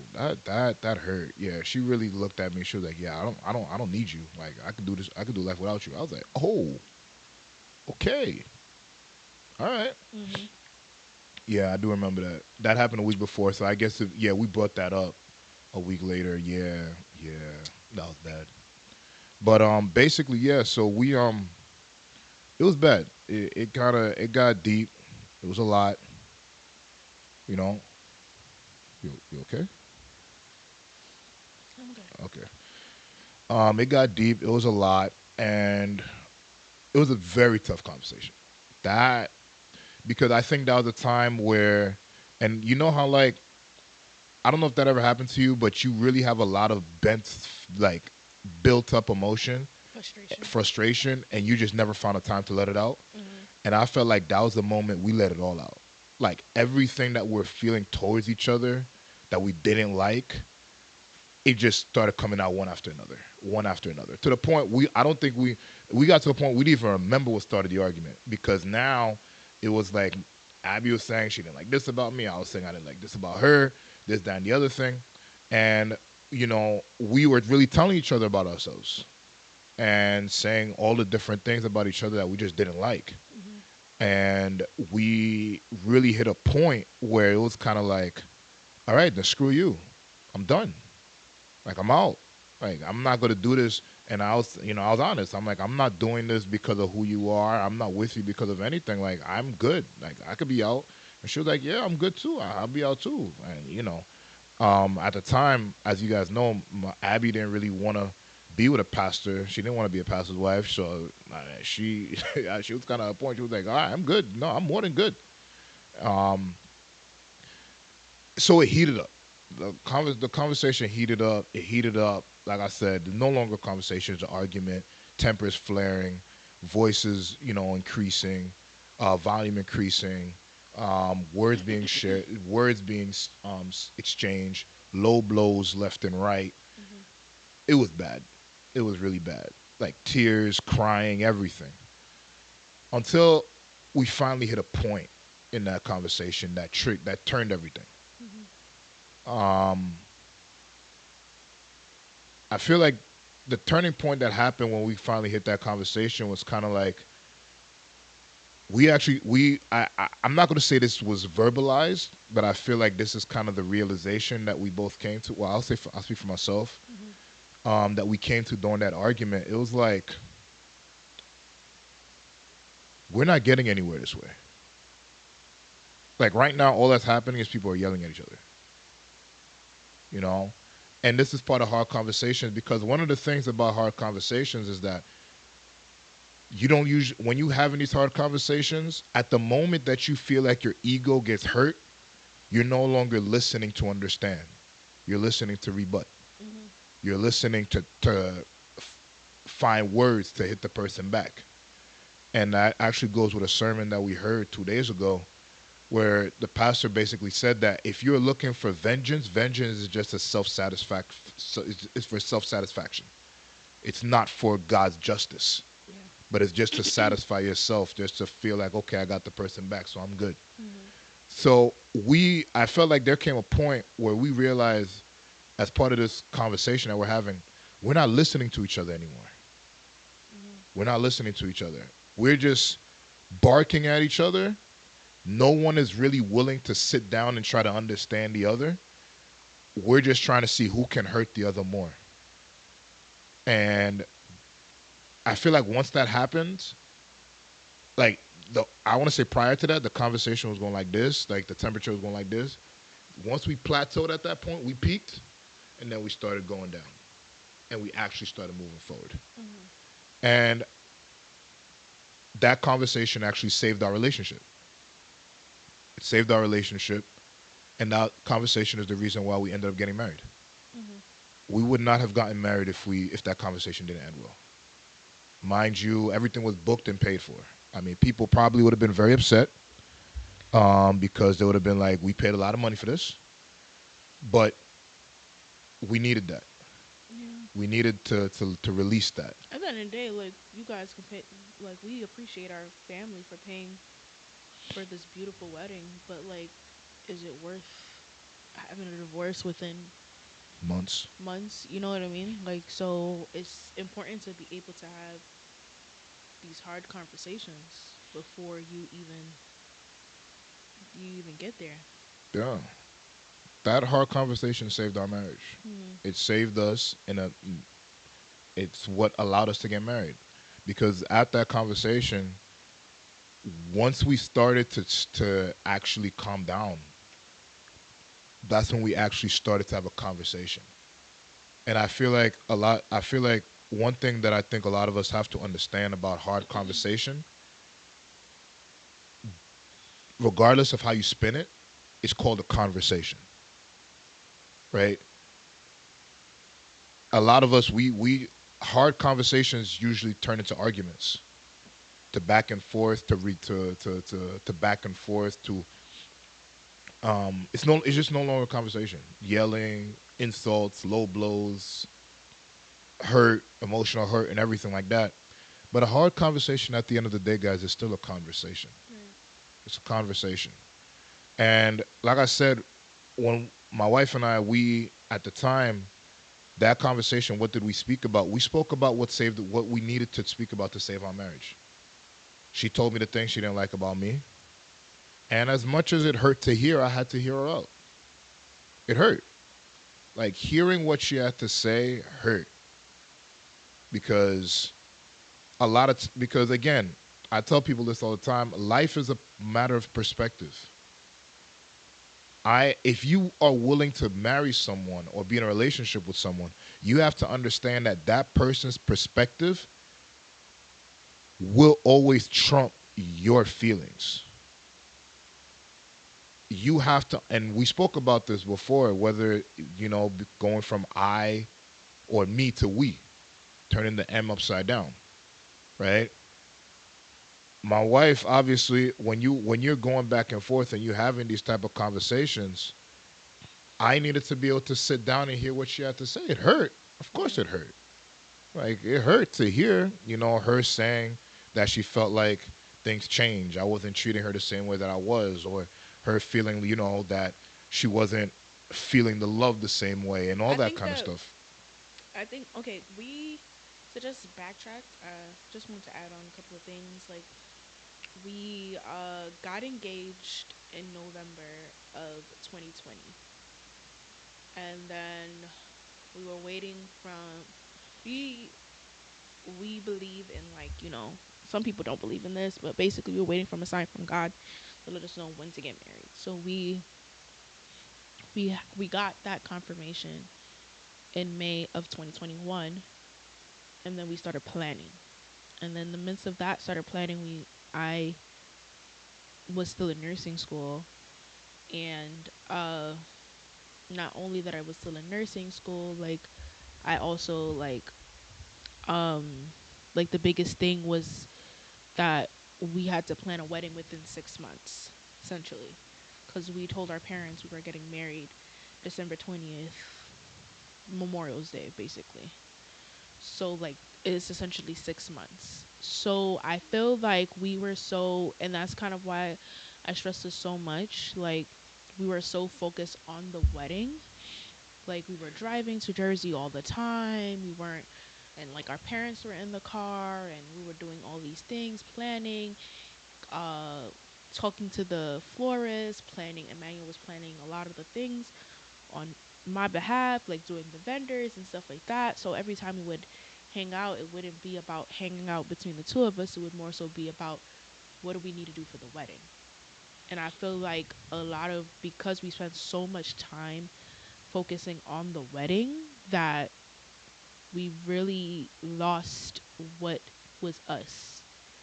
And I think that like we just stopped doing things for each other. We stopped being intentional about what we do.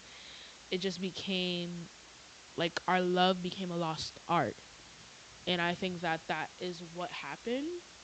And the trajectory was just like, all right, it just felt like we were doing this, where we're having this wedding as like this big performance for other people, to satisfy other people. But like in our minds, like this, we were like, all right, once we get over, we kept thinking in our mind, like, okay, once we do this, then we don't have to like be able to put up a show anymore, and we can just be able to live our lives. When we got to the other side, we realized that that was a lie. But like, I think that we were just like putting up this, like, not only that we had a wedding shower to plan and a wedding to plan, but we also had December 11th that we had to do, which is like a big Thanksgiving that we wanted to give to the church for thanking God for us to putting us together, and people that weren't able to come to the wedding, for them to be able to participate in some way. So I think we were focusing on so many of those factors that like we just never, we, even when we went on dates, we were talking about the wedding. Even when we spent time together, even when I went to Emmanuel's house or he went to my house, we were focused on the wedding, or I was focusing on school. Like, it was never a point in time when we were actually focusing on us. And it just, like, there were things that were happening in between that were just building up and building up and building up. And, like, it just, like, pent up frustration. And then the wrong conversation, the wrong thing was said. And that's kind of how this conversation started. So my biggest advice to anyone that's getting married, that is engaged, is that as much as you want to plan the wedding and have the perfect day, just make sure just make sure that you guys are like still talking with one another. Like, make sure you guys are like still like having intentional conversations and making sure that this is never lose yourself. Never lose yourself, because I feel like that was the biggest thing. Like, we were just, it was just a big performance. Like, it was just a big, don't get me wrong, we enjoyed our wedding. Our wedding was beautiful. Bro, I still don't know what happened at the dessert table. Yeah, till this day. I tell my mom every day that we regret that decision, but she doesn't regret it, so whatever. like seriously, like she's like, oh no, but everyone talks about it. But mommy, you didn't even see this table. I still don't know what that dessert table looked like. So she's like, but I just think that like these are the kind of things that you just probably need to, like, you know, this is the kind of conversation that you just need to have, because it can get really bad. Like, it can get really bad. So yeah, I just wanted to piggyback on what you were saying. Yeah, and I do want to just, touch on a couple of points, that helps people have hard conversations, or things that you should look out for yourself to have hard conversations. There's different things that I feel like, as someone that is single, that, what can you do to better prepare yourself for hard conversations, right? Number one, I do feel like one of the biggest things that you can do to help prepare yourself to have these difficult conversations is to understand that you don't know everything. Mm-hmm. You don't know everything. Don't take things too personally. You're not perfect. You always need to be willing to keep yourself open for criticism, positive critique. Mm-hmm. So, for example, I remember when I first started working, and as part of someone that was working in the environment that I'm working in, they had an association specifically for minorities or for black people. and they paired each black analyst with someone that's been in the firm for a long time, someone that they felt to be successful to serve as a mentor for you. And I remember one of my very first meetings with someone when I first started at the job. They were about 20 years in. They were about 20 years into the job, and they sat me down. And one of the first things they told me, they said, "Do you want to know the secret to those that can last long in this firm versus those that don't?" And I said, "Okay, tell me." And they said, "Well, the biggest thing I can tell you is that the ones that succeed the most at work are the ones that are willing to accept criticism from their peers." Why? Because because unfortunately, a lot of people that come into the job are people that come from very well educated backgrounds. You have people that came from Harvard University, people that came from MIT, people that came from Columbia, people that came from Stanford, people that came from all types of top universities. So it's natural for everyone to sit here and think that they know best, because certain people feel like they have they have pride, ego, higher level of education. So they feel like, you know what, it's okay for me to sit here and think that I know best. And those people tend to be the ones that get fired quickest. Because at the end of the day, life again is about perspective. You may have your truth, but at the end of the day, you have to decide what is more important: fighting for your truth or understanding somebody else's reality. Yeah. And that was one thing that they sat me down and told me. And I'm going to tell you guys this for yourself. Understand that you're not perfect. There's room for you to grow. And if you always walk around with the mindset that you are not perfect, there's something wrong. You are not perfect. There's always somewhere to go wrong. And that reflects in every aspect of your life. It even reflects in your spiritual relationship with God. For example, there's people out there, they don't like to believe certain things about the Bible. And one of them ultimately is down to being it's a complex. Because of the fact that you always believe you know the gospel best. You love to believe that you know everything that there is to know about God best. So you don't open yourself up to anything about what the Bible says. You're quick to shut things down. The Bible didn't ask for all that. The Bible never said this. The Bible never agreed to that. As a matter of fact, when someone brings up something, you laugh at them because you think that you know it all. You think that you're so blessed. I have so much. If I was really doing wrong, God would have stopped blessing me, which I never understood where that nonsense came from, because you could not be further from the truth if you really think that just because God blesses you, it means that you're doing well.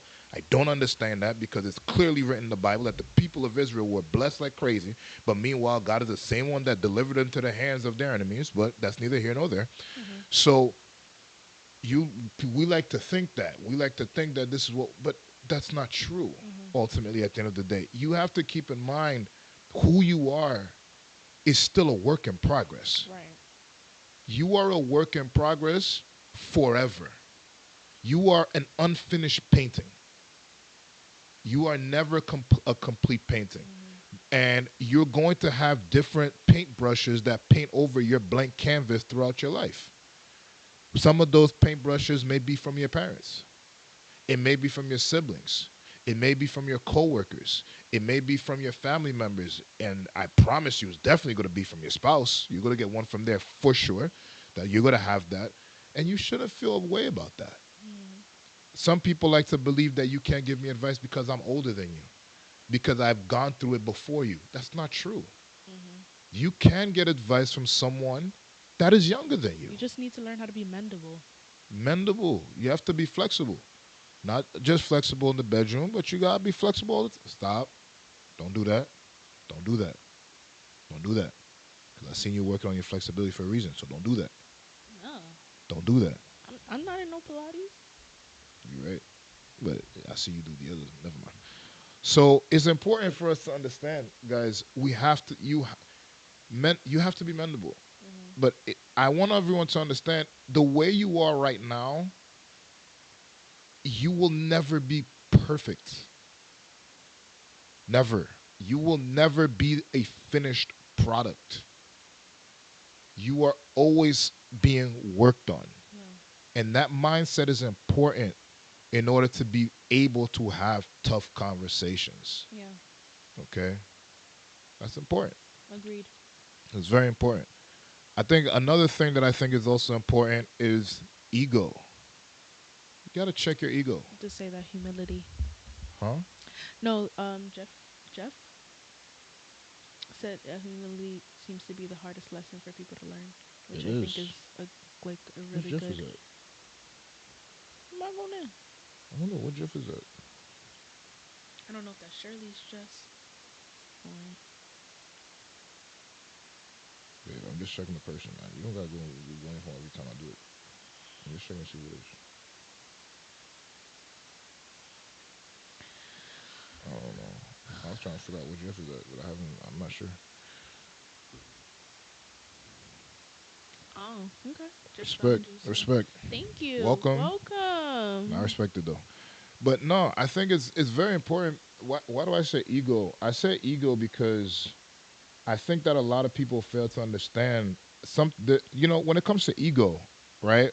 When it comes to ego, ego can break your relationship.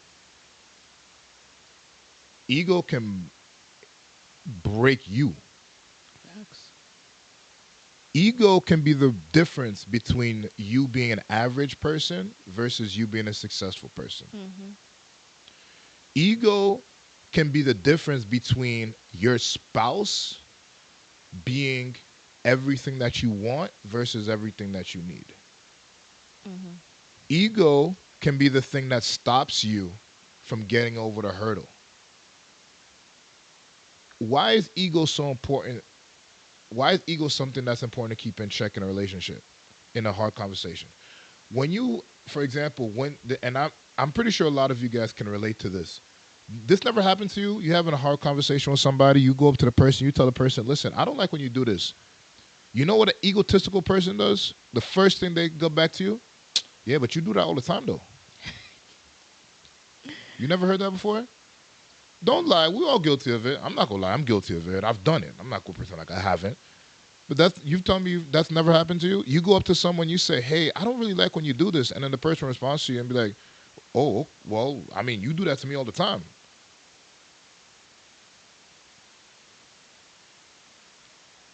Like, good to see you, Jesse. But, like, why? I want you to take a moment and think, why do you think that's our first response as human beings? Mm-hmm.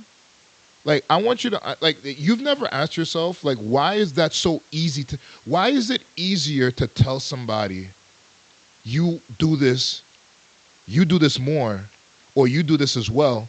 Why is it easier to say that than it is to just say, you know what, you're right, I'm sorry? It's because of the fact that we lack self-reflection. It's hard for people to self-reflect and look within themselves. And especially if they see something that they don't like, or someone else sees it, like they can know that they have this fault, yeah. But for someone else to know it, it's like, I guess, embarrassing, and it hurts their pride. And it makes people feel bad. Yeah. And I feel like people, and one of the things I feel like people are afraid to be stripped naked in front of somebody else. Mm-hmm. Like a lot of boy, does marriage does that to you? Yeah, like a lot of people don't like when somebody points out things about them. Because if anyone's gonna see it, it's gonna be your spouse. It's the worst, man. It's the worst. Because I want you to think about this, guys. It's not like somebody comes up to you and says, listen, I don't like when you do this. And then the first thing is to say, you do this to me too. I want you to understand. It's like, but why? Okay, number one, why is that the moment to bring it up? Mm-hmm. And this is why I say ego, because the reason we like to bring it up at that moment is because we want to turn the tables. Right. We want to get the spotlight away from us, point it to the other person. Mm-hmm. It feels better. I feel like people having hard conversations is easier for the person that feels like I'm the one that's pointing the fingers. Right. Like when I'm pointing the fingers at you, I'm okay to have a hard conversation. But once you point it at me, this conversation's over. Right? A lot of times that ego that we have, it stops us every day because Why is it that when somebody feels like, hey, you hurt me, why is that the time to tell the other person, listen, but you do this to me all the time? Because they want to self-reflect. They don't want you to get deeper into the fact that you did something wrong to them and how this makes this person feel. They don't want you to, like, because the deeper it goes into it, the more they don't have any rebuttals to have. Yeah, they don't want to get undressed. Yeah, they don't want to get undressed. And it's like, it's easier to just focus the attention on someone else than yourself, because once people see you for who you truly are, then it's like, dang, I guess I'm this ugly. No one else, not every, like, we're all ugly. We're all not beautiful. We're all have flaws, and we're all a part of God's creation, yes, but we all have flaws that we have to work on every single day. Yeah, and this is kind of what happens when it comes to ego. Like, when you have ego, you refuse to allow yourself to be seen in a light that makes you look less than. Mm-hmm. And this is one thing that you have to understand and work on. Your ego, I'm gonna be really honest, and I know, and I'm gonna say this as a man, because men, we have ego. We can't say that we don't have ego. Men, we definitely have ego. No, we know everyone is handsome and beautiful, but we all have flaws that make us look ugly. Yeah, I feel like I understand we all have ego, but I want us to understand ego, unchecked ego, will be very detrimental to your life. Mm-hmm. Unchecked ego will be very, very detrimental. It will not help you in the long run. Mm-hmm. If anything, it will hurt you. It will bring you down. It will make people see you in a way that you didn't think you would want to be seen, right? And the thing is, how does someone even work on ego? If you ask yourself, like, how do I keep my ego in check? How I feel like my ego is going wrong. How do I keep my ego in check? Well, like I said, number one goes back to the first point that we made, is understanding that you're not perfect. Mm-hmm. Who you are is not everything. But number two, I also want to say, is understanding that, are you willing to trust the person that is talking to you, the person that is giving you the critique, the person that is giving you the advice, the person that is telling you how they feel? Because a lot of times, one of the biggest things about ego, like I said, is just a superiority complex. Mm-hmm. We just don't want people to see us as less than. Mm-hmm. But are you willing to, but when you are able to trust somebody, when you are able to love somebody, when you are able to really respect someone, are you willing to sit down and tell yourself, you know what, my ego is just my ego, Mm-hmm. but this person clearly wants good for me. My ego doesn't matter. Mm-hmm. Or are you, another thing about ego, are you willing to tell yourself that your ego is not worth you losing every good thing in your life? Right. Like, that's something else that you're willing to ask yourself. Are you able to come to the realization that your ego, the ego that you have, it's just not worth you losing every good thing that's come to you? Because I promise you, ego will make you lose your relationships. Ego is the thing that stops you from being able to say, I'm sorry. Ego will make you lose your community. Ego will make you lose your family. Yeah. Ego will make you lose your relationship. Mm-hmm. Ego will make you lose your job. Mm-hmm. Ego will make you lose your relationship with God. Yep. Ego will make you lose everything. Mm-hmm. Everything that you have. Will you ever sit down and tell yourself, my ego is not worth me losing all that I have? Mm-hmm. Are you willing to do that? Are you willing to sit down and tell yourself, I am not willing to lose everything I have because of ego? Right? I tell myself this all the time. For example, when I sit down and, my wife and I have like some of these tough conversations. And as a man, and I'm going to speak to the men out there, as a man, listen, it's not easy all the time to sit here and hear somebody bash you. I understand, don't get me wrong. And I'm gonna be very honest. Sometimes when women are relaying stuff, certain things to you, I'm gonna be really honest. Some women sometimes I'm gonna be blunt. Some of y'all women don't know how to talk to men. I'm gonna be honest. Some of y'all don't know how to talk to men. So, but I'm not gonna go there because we're talking about ego. Oh, no, keep So this up. so we're talking about ourselves. Selves, okay. I'm not gonna talk about that. You know, that's a different story. Some of y'all really don't know how to talk to men. But anyway, as men, for example, it's when you have a woman coming and tell you about yourself. I mean, don't get me wrong. Sometimes you really want to sit there and tell her and be like, "Yo, I'm ready to light this girl up right now."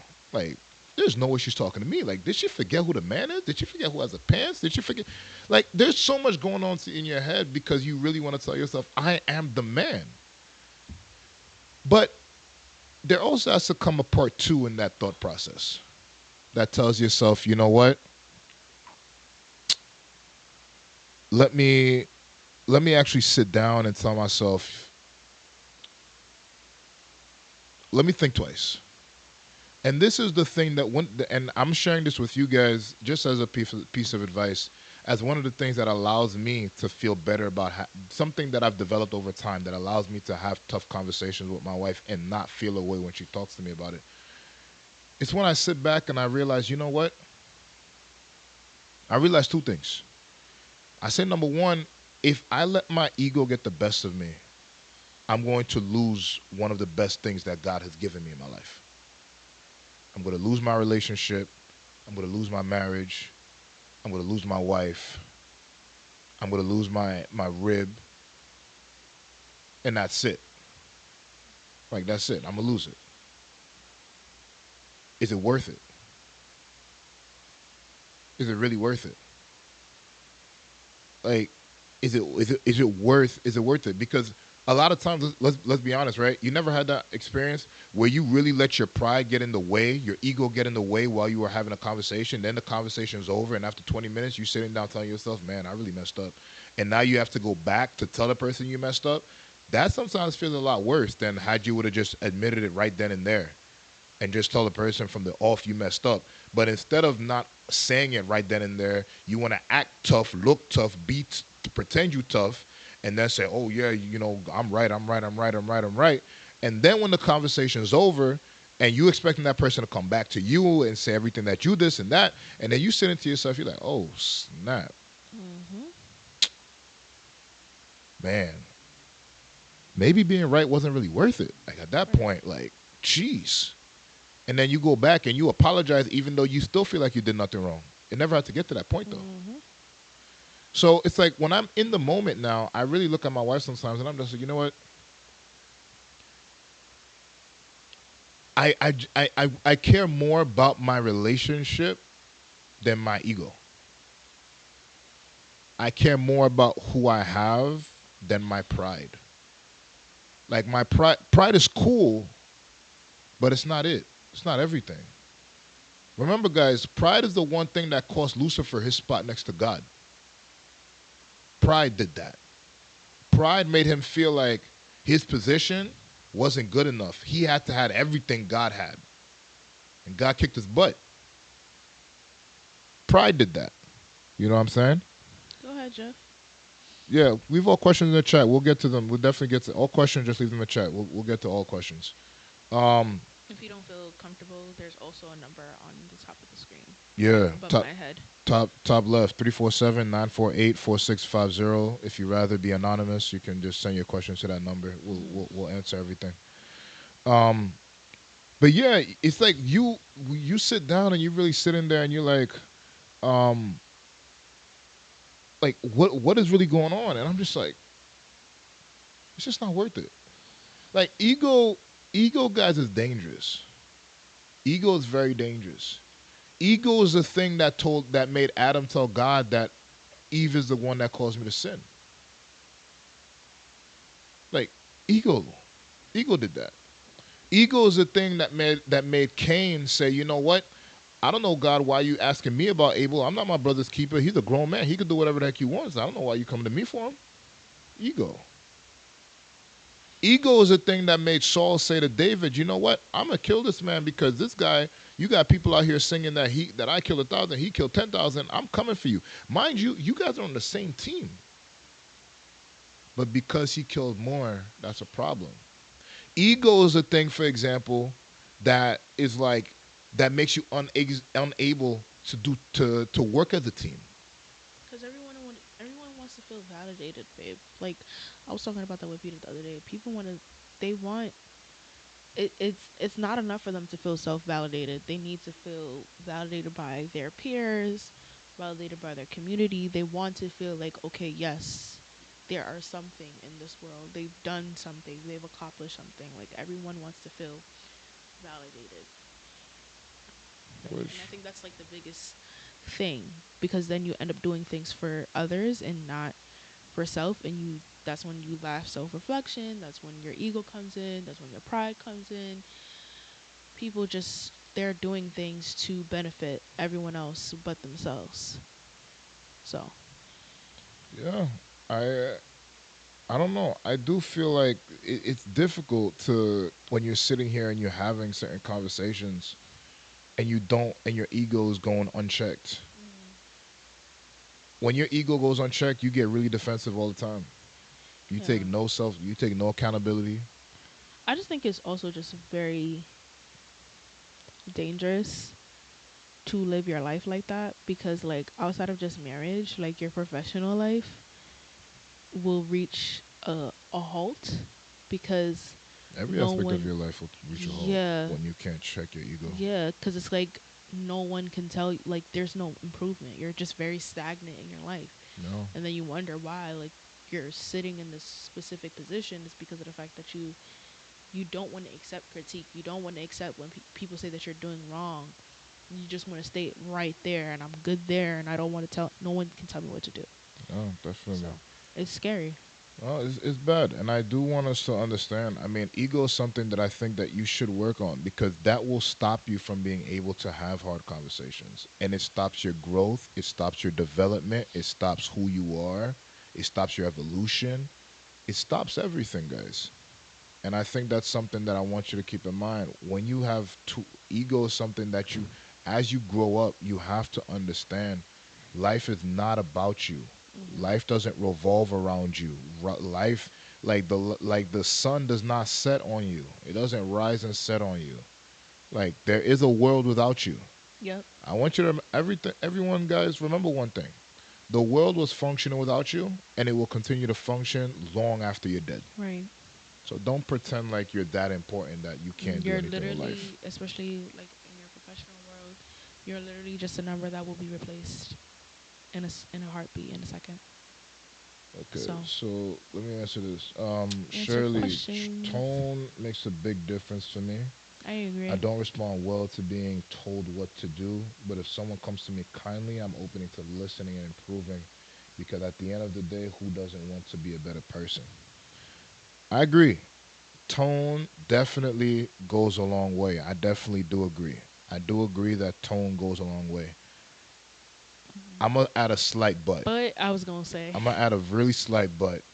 I mean, I'll put mine, then I'll let my wife will put hers. I'm gonna add a slight but to that. As much as we like to say that tone is important, because it is. One of the things I've come to realize about well, a couple of points, I guess two points I'm gonna make. Number one, I feel like a lot of people that like to say that they prefer people to have a decent tone when they talk to them are also the ones that have the nastiest tones when they're relaying information to others. Like that's one thing I've come to realize. Like the people that say that the way you speak to me matters tend to be the people that don't have any manners when it comes to speaking to another person. And I just never understood that. I don't get it. Like why people say that, in the way you speak to me matters, which is true. Like the delivery of a message really does mean a lot. But I've come to realize that those same people, when they want to deliver a message of their own, like they have the nastiest attitude. Their words are horrible. It's like I just don't get it. So the only thing I would say to that, practice what you preach. If you are someone that wants to be spoken to in a respectful manner, make sure you're also someone that speaks to others in a respectful manner. I tell people all the time that you don't always have to tell people what you want. If you are someone that practices it, people will more often than not pick up on what works well with you. If you are someone that practices good communication, then more often than not, you're going to attract people, or the people around you will match your level, will have to match your level of communication, because they realize that I'm going to have to come meet you at your level if I want to talk to you. But don't sit here and say to someone you care about tone and you're the most ratchet person on earth. Ratchet is crazy. No, don't do that. That makes no sense. No, I'm being serious. Because you can't say you care about tone, and then once you start getting upset, you patting your head, snapping your fingers, rolling your neck, rolling your eyes, all this stuff. Like what? What? Like bro, what are we doing? That makes no sense. So that's first. The second thing I'll also add, as much as I know that tone is important, I do believe tone is very important. I do. I also like to believe that people make tone an excuse. And I'm going to say this, I'm going to say it like this, right? As much as I say tone is important, I think there's a lot of things to keep in mind, right? Number one, if you're having one of those hard conversations and it can get a bit heated, I think it's unrealistic for you to expect somebody to watch your tone. Like, I think that's unrealistic. The same way I can't expect you, while you're emotional, at the height of your, and this is one of those things I know I'm going to say it. Yes, I do believe it's biased. I do believe there's a double standard. I do believe that that men are not allowed completely to get out of that, because once you start to raise your voice as a man, the woman going to be like, or, you got some deep voice. You got to be careful how you talk to me, whatever. But, I think that's tone. I understand. I do understand. But at the same time, I wouldn't want it to ever become an excuse for anybody. Because I do think at times people like to use it as a cover up to say, oh, I didn't hear you. Oh, the way you spoke to me, I didn't appreciate. I didn't like it. But meanwhile, it's like, don't completely say that, because the tone was okay. You just were hurt. And one of the easiest excuses that you could find was the tone was off. Mm-hmm. And then when you ask the person, why was your tone off? Oh, you put a period at the end of your sentence. And you don't normally do that when you text. So you put a period, so your tone was off.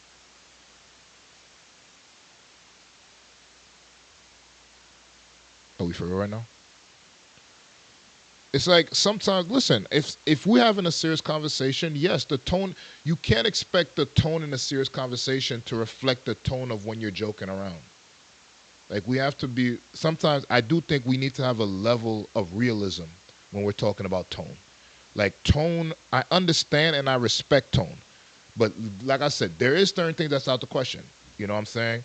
There comes a pitch that your voice hits. All right, you gotta chill. I don't care how upset you are, you gotta chill. You're not gonna talk to me like I'm your dog, like I'm your animal, like I'm your slave.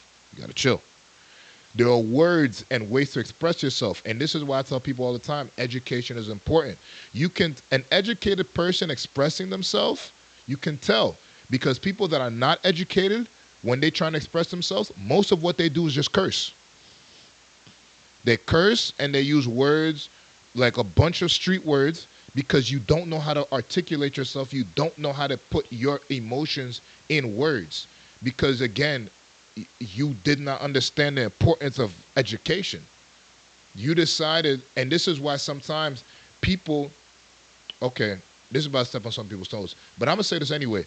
A lot of people's tones is just a reflection of their insecurity. Like, a lot of people use a lot of people take advantage of using high voices because of how insecure they are and how insecure they feel. They use that as a way to cover up their true feelings. They use that as a way to cover something up. They cannot bear to express how they feel. They cannot bear to show how they feel, or they feel like they're already losing control. So in order to regain control, they think the best way to regain control is to raise their voice, to yell.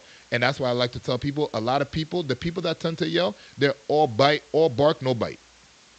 All bark, no bite. They bark a lot, but they don't bite for anything, okay? So I do think tone, like, you have to understand, if you need to be, and education does matter in relationships. I'm going to be very honest. Like, I think people, And maybe that's something we could talk about next year. I think now we live in a world where people feel like I don't need to go to school to get a job.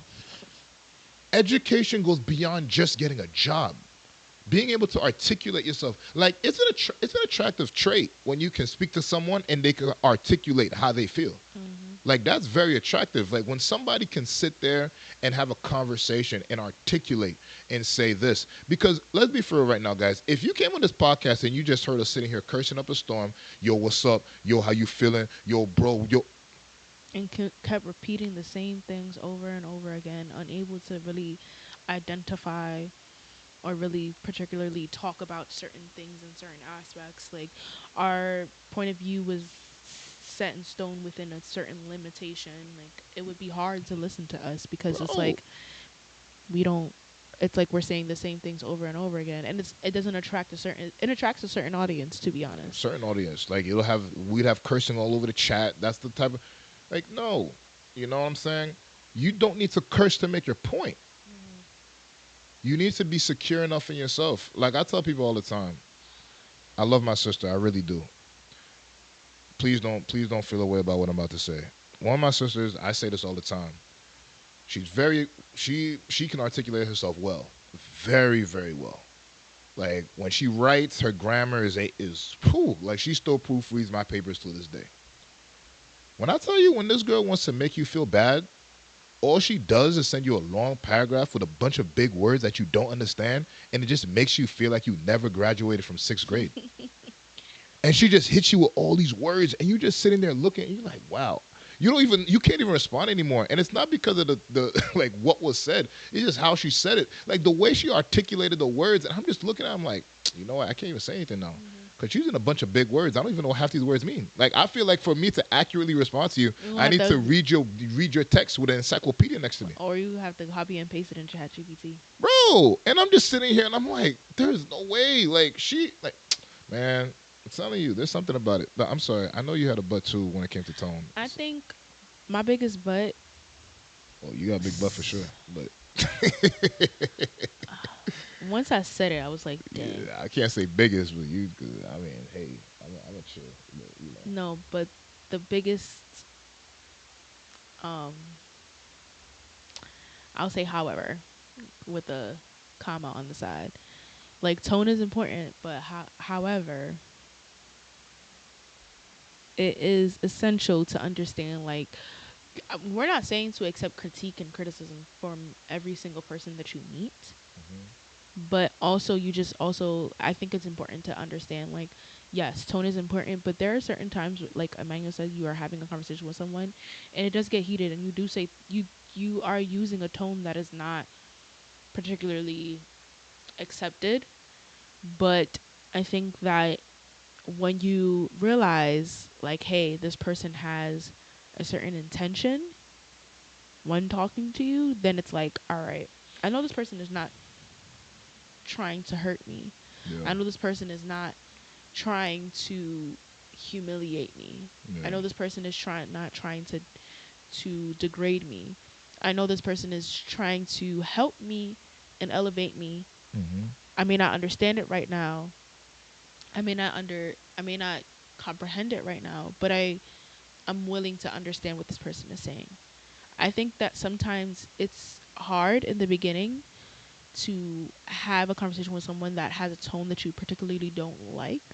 Yeah. Yes. But at the same time, it's like you got to look past the tone and look at their heart and be like, I know this person is not doing this to me intentionally. I know this person is probably just really frustrated with me right now, and that's why they're talking to me the way they are. No, I agree. I do think there's one thing I think Jeff said that I do is if you know someone respects you, tone matters a bit less. I do agree. Yeah, that's kind of what I said. A bit less, not all the way less, because I still think that part of someone respecting you is them understanding the way that they speak to you. You know, like I respect my wife, so I will not let my frustration bubble over to the point where I'm, calling her out of her name. Yeah, like I'm not gonna curse at my wife just because I'm upset. You know what I'm saying? My tone is not going to get to a point just because I'm upset. Like my wife could tell you, when we going back and forth, if she raises her voice, I just sit there and I wait. And I tell her, I'm like, when you ready to talk and we have a conversation, let me know. But I'm not meeting you where you are right now. Like that's me. Like I'm not doing it. You know. So I think that's important. And there was one thing I think Fridlin said that I actually 100% agree with. The moment you have to raise your voice to make your point, you lose your authority. And I think that's 100% true. Ooh.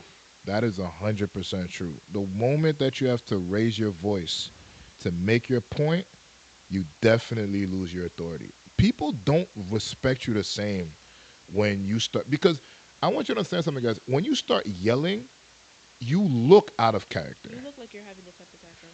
Yeah, like I want you to imagine, like think about this for a second. I want you to imagine Barack Obama making a speech and he just starts yelling. No, Barack Obama in a debate with Donald Trump, and he starts yelling back and forth with Donald Trump.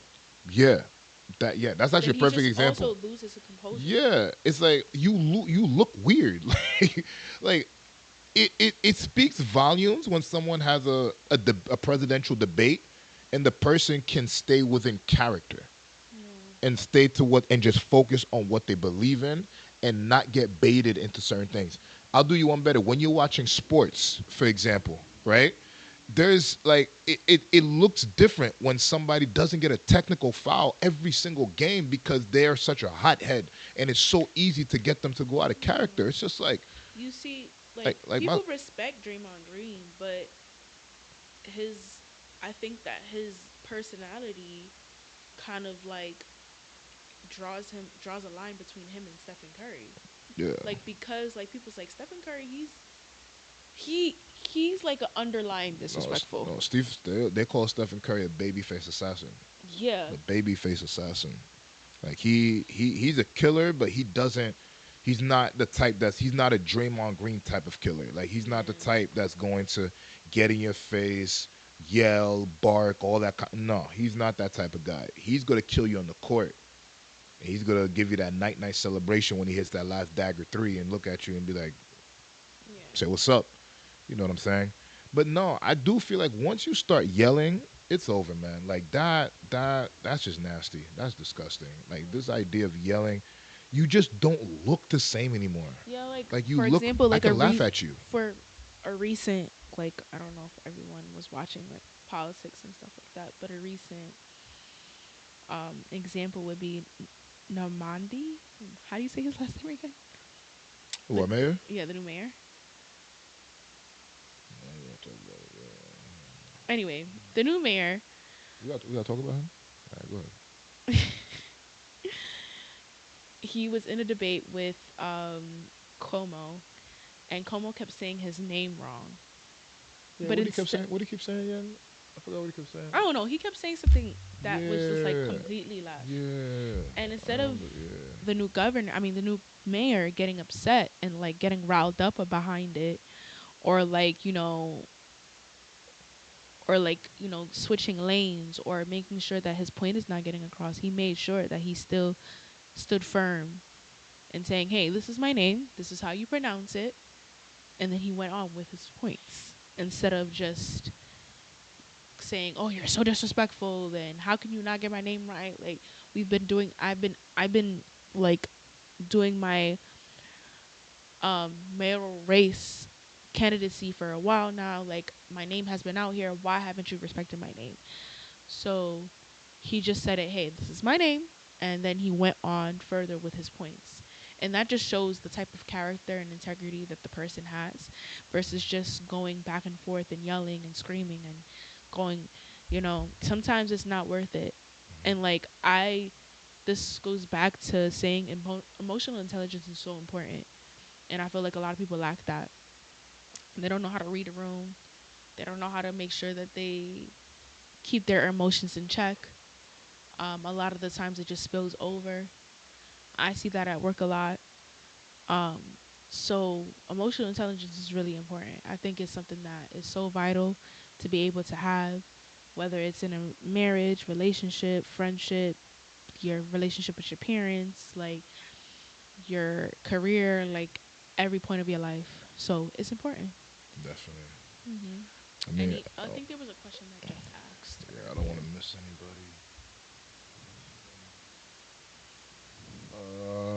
Okay, let me read this. What does God say happens to a man and a wife?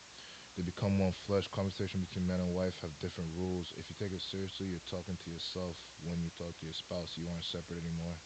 That takes pride and ego out the equation. I agree. I definitely agree. I tell people all the time, you guys as a couple, you represent the other. You know, you guys aren't seen as two separate entities anymore. When someone sees your wife, they see you. When someone sees your husband, they see you. Right? And breaking your wife doesn't make you a better person. Right? I think a lot of people like to believe in life that the way to elevate themselves is to step on another, to use everyone else as a stepping stone. And they tend to sometimes use their own spouse as a stepping stone. Your spouse is not your launch pad. Your spouse is not the person that you use to build yourself up.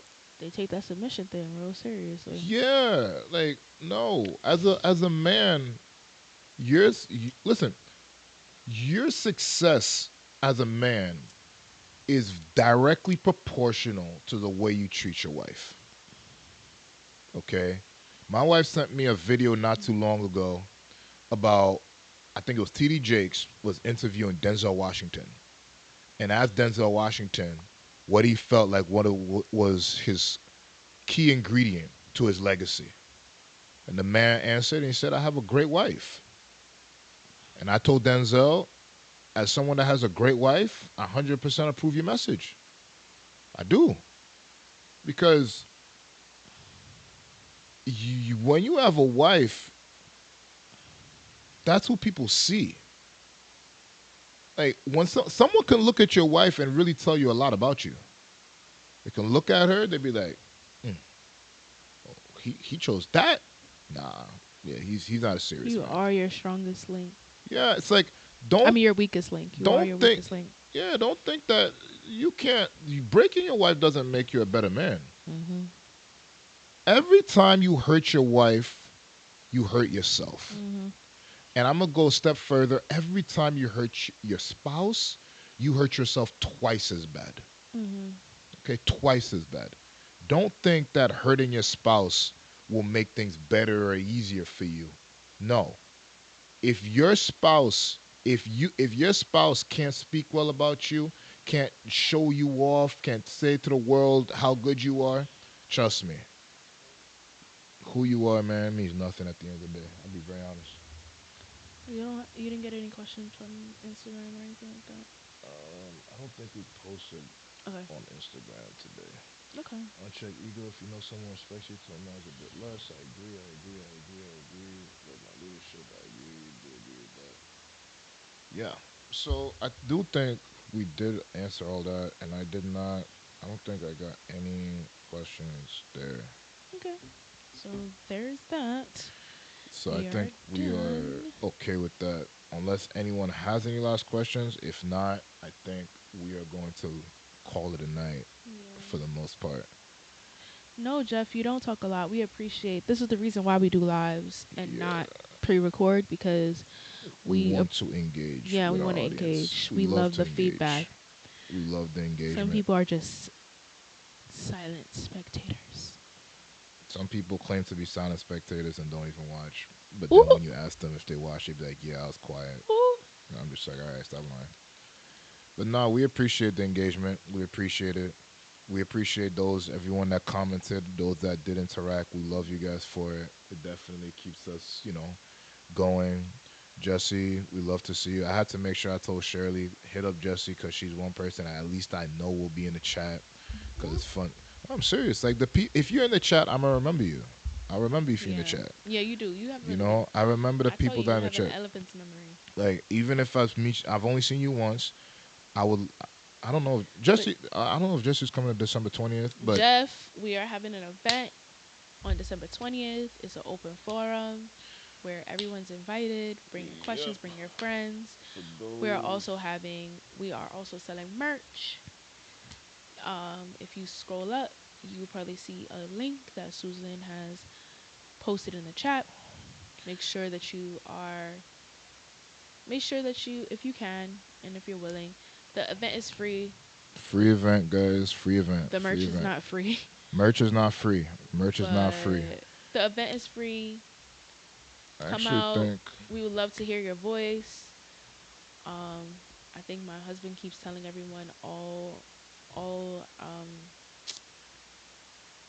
questions all questions are permitted. are permitted. I don't know But why he keeps telling you people that, you but do have, for those that want, the RSVP link for the event is in the description. You can find it there.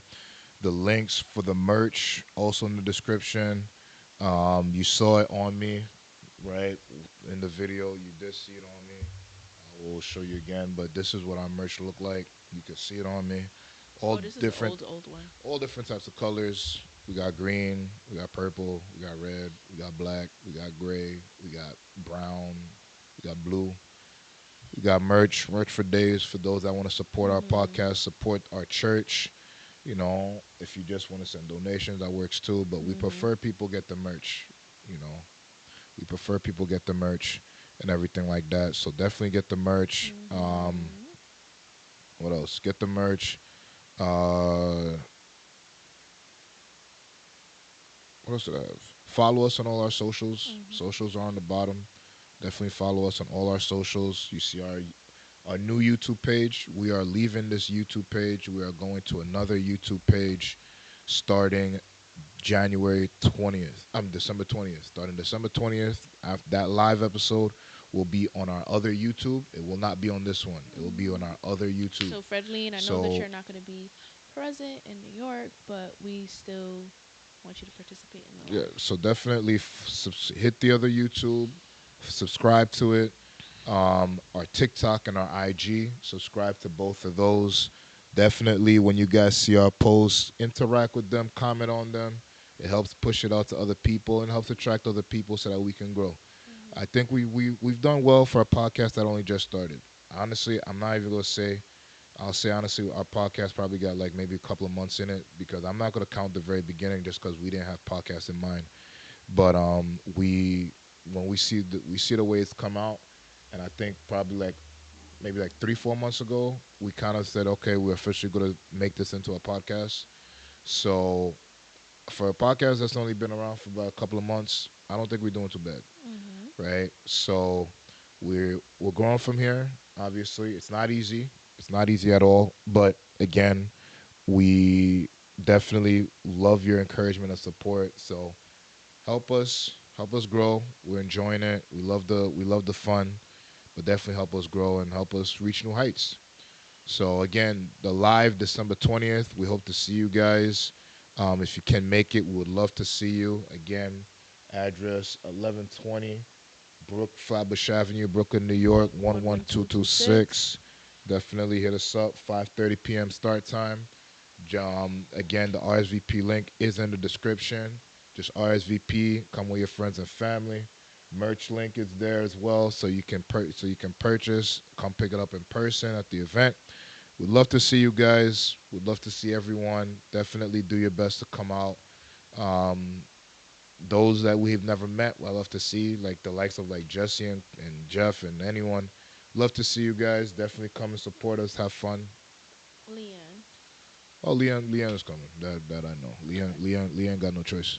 You know what I'm saying? Because we've never seen. I've never seen her in person. No, she got no choice. She's on the board, so she got no choice. So we're definitely waiting to see you guys. We want to see all you guys. So come out, come in numbers, come with cash as well. There'll be fundraising activities there. The event itself is free. The event is free, but it is a fundraiser at the end of the day. So there are stuff that we're going to be selling to help raise for the podcast and also for our church, right? So those are where all the proceeds are going, to one of the two. So definitely come out in full and help us support. You know, we just started, so we're growing up from here. So definitely, like I said, follow us on all our socials: Instagram, TikTok, and YouTube. Breaking Christian Silence as the handles. Follow us, and we only go up from here, guys. Only go up from here. Let's do our prayer.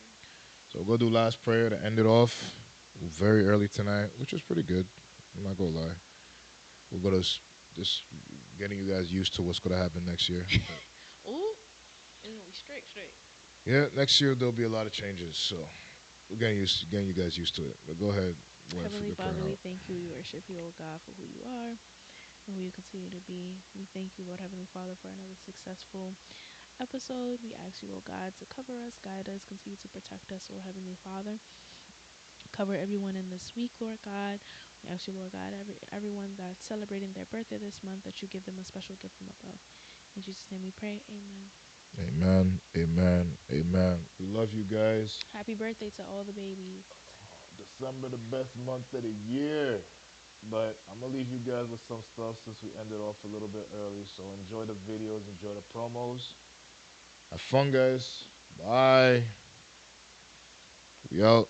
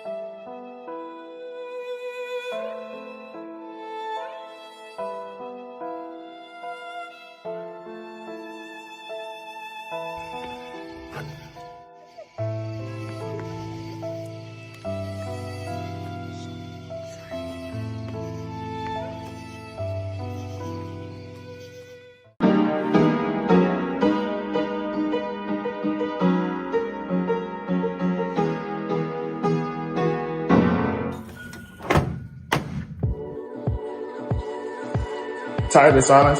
It's time to speak up. Too many are self-inquiry. It's time for a generation to rise and break the silence. Breaking Christian Silence. It isn't just a channel, it's a movement. And this December 20th, it's going live. Where you guys going? BCS Live! Stop talking and let's go. Bring your voice, bring your story. Let's break the silence together.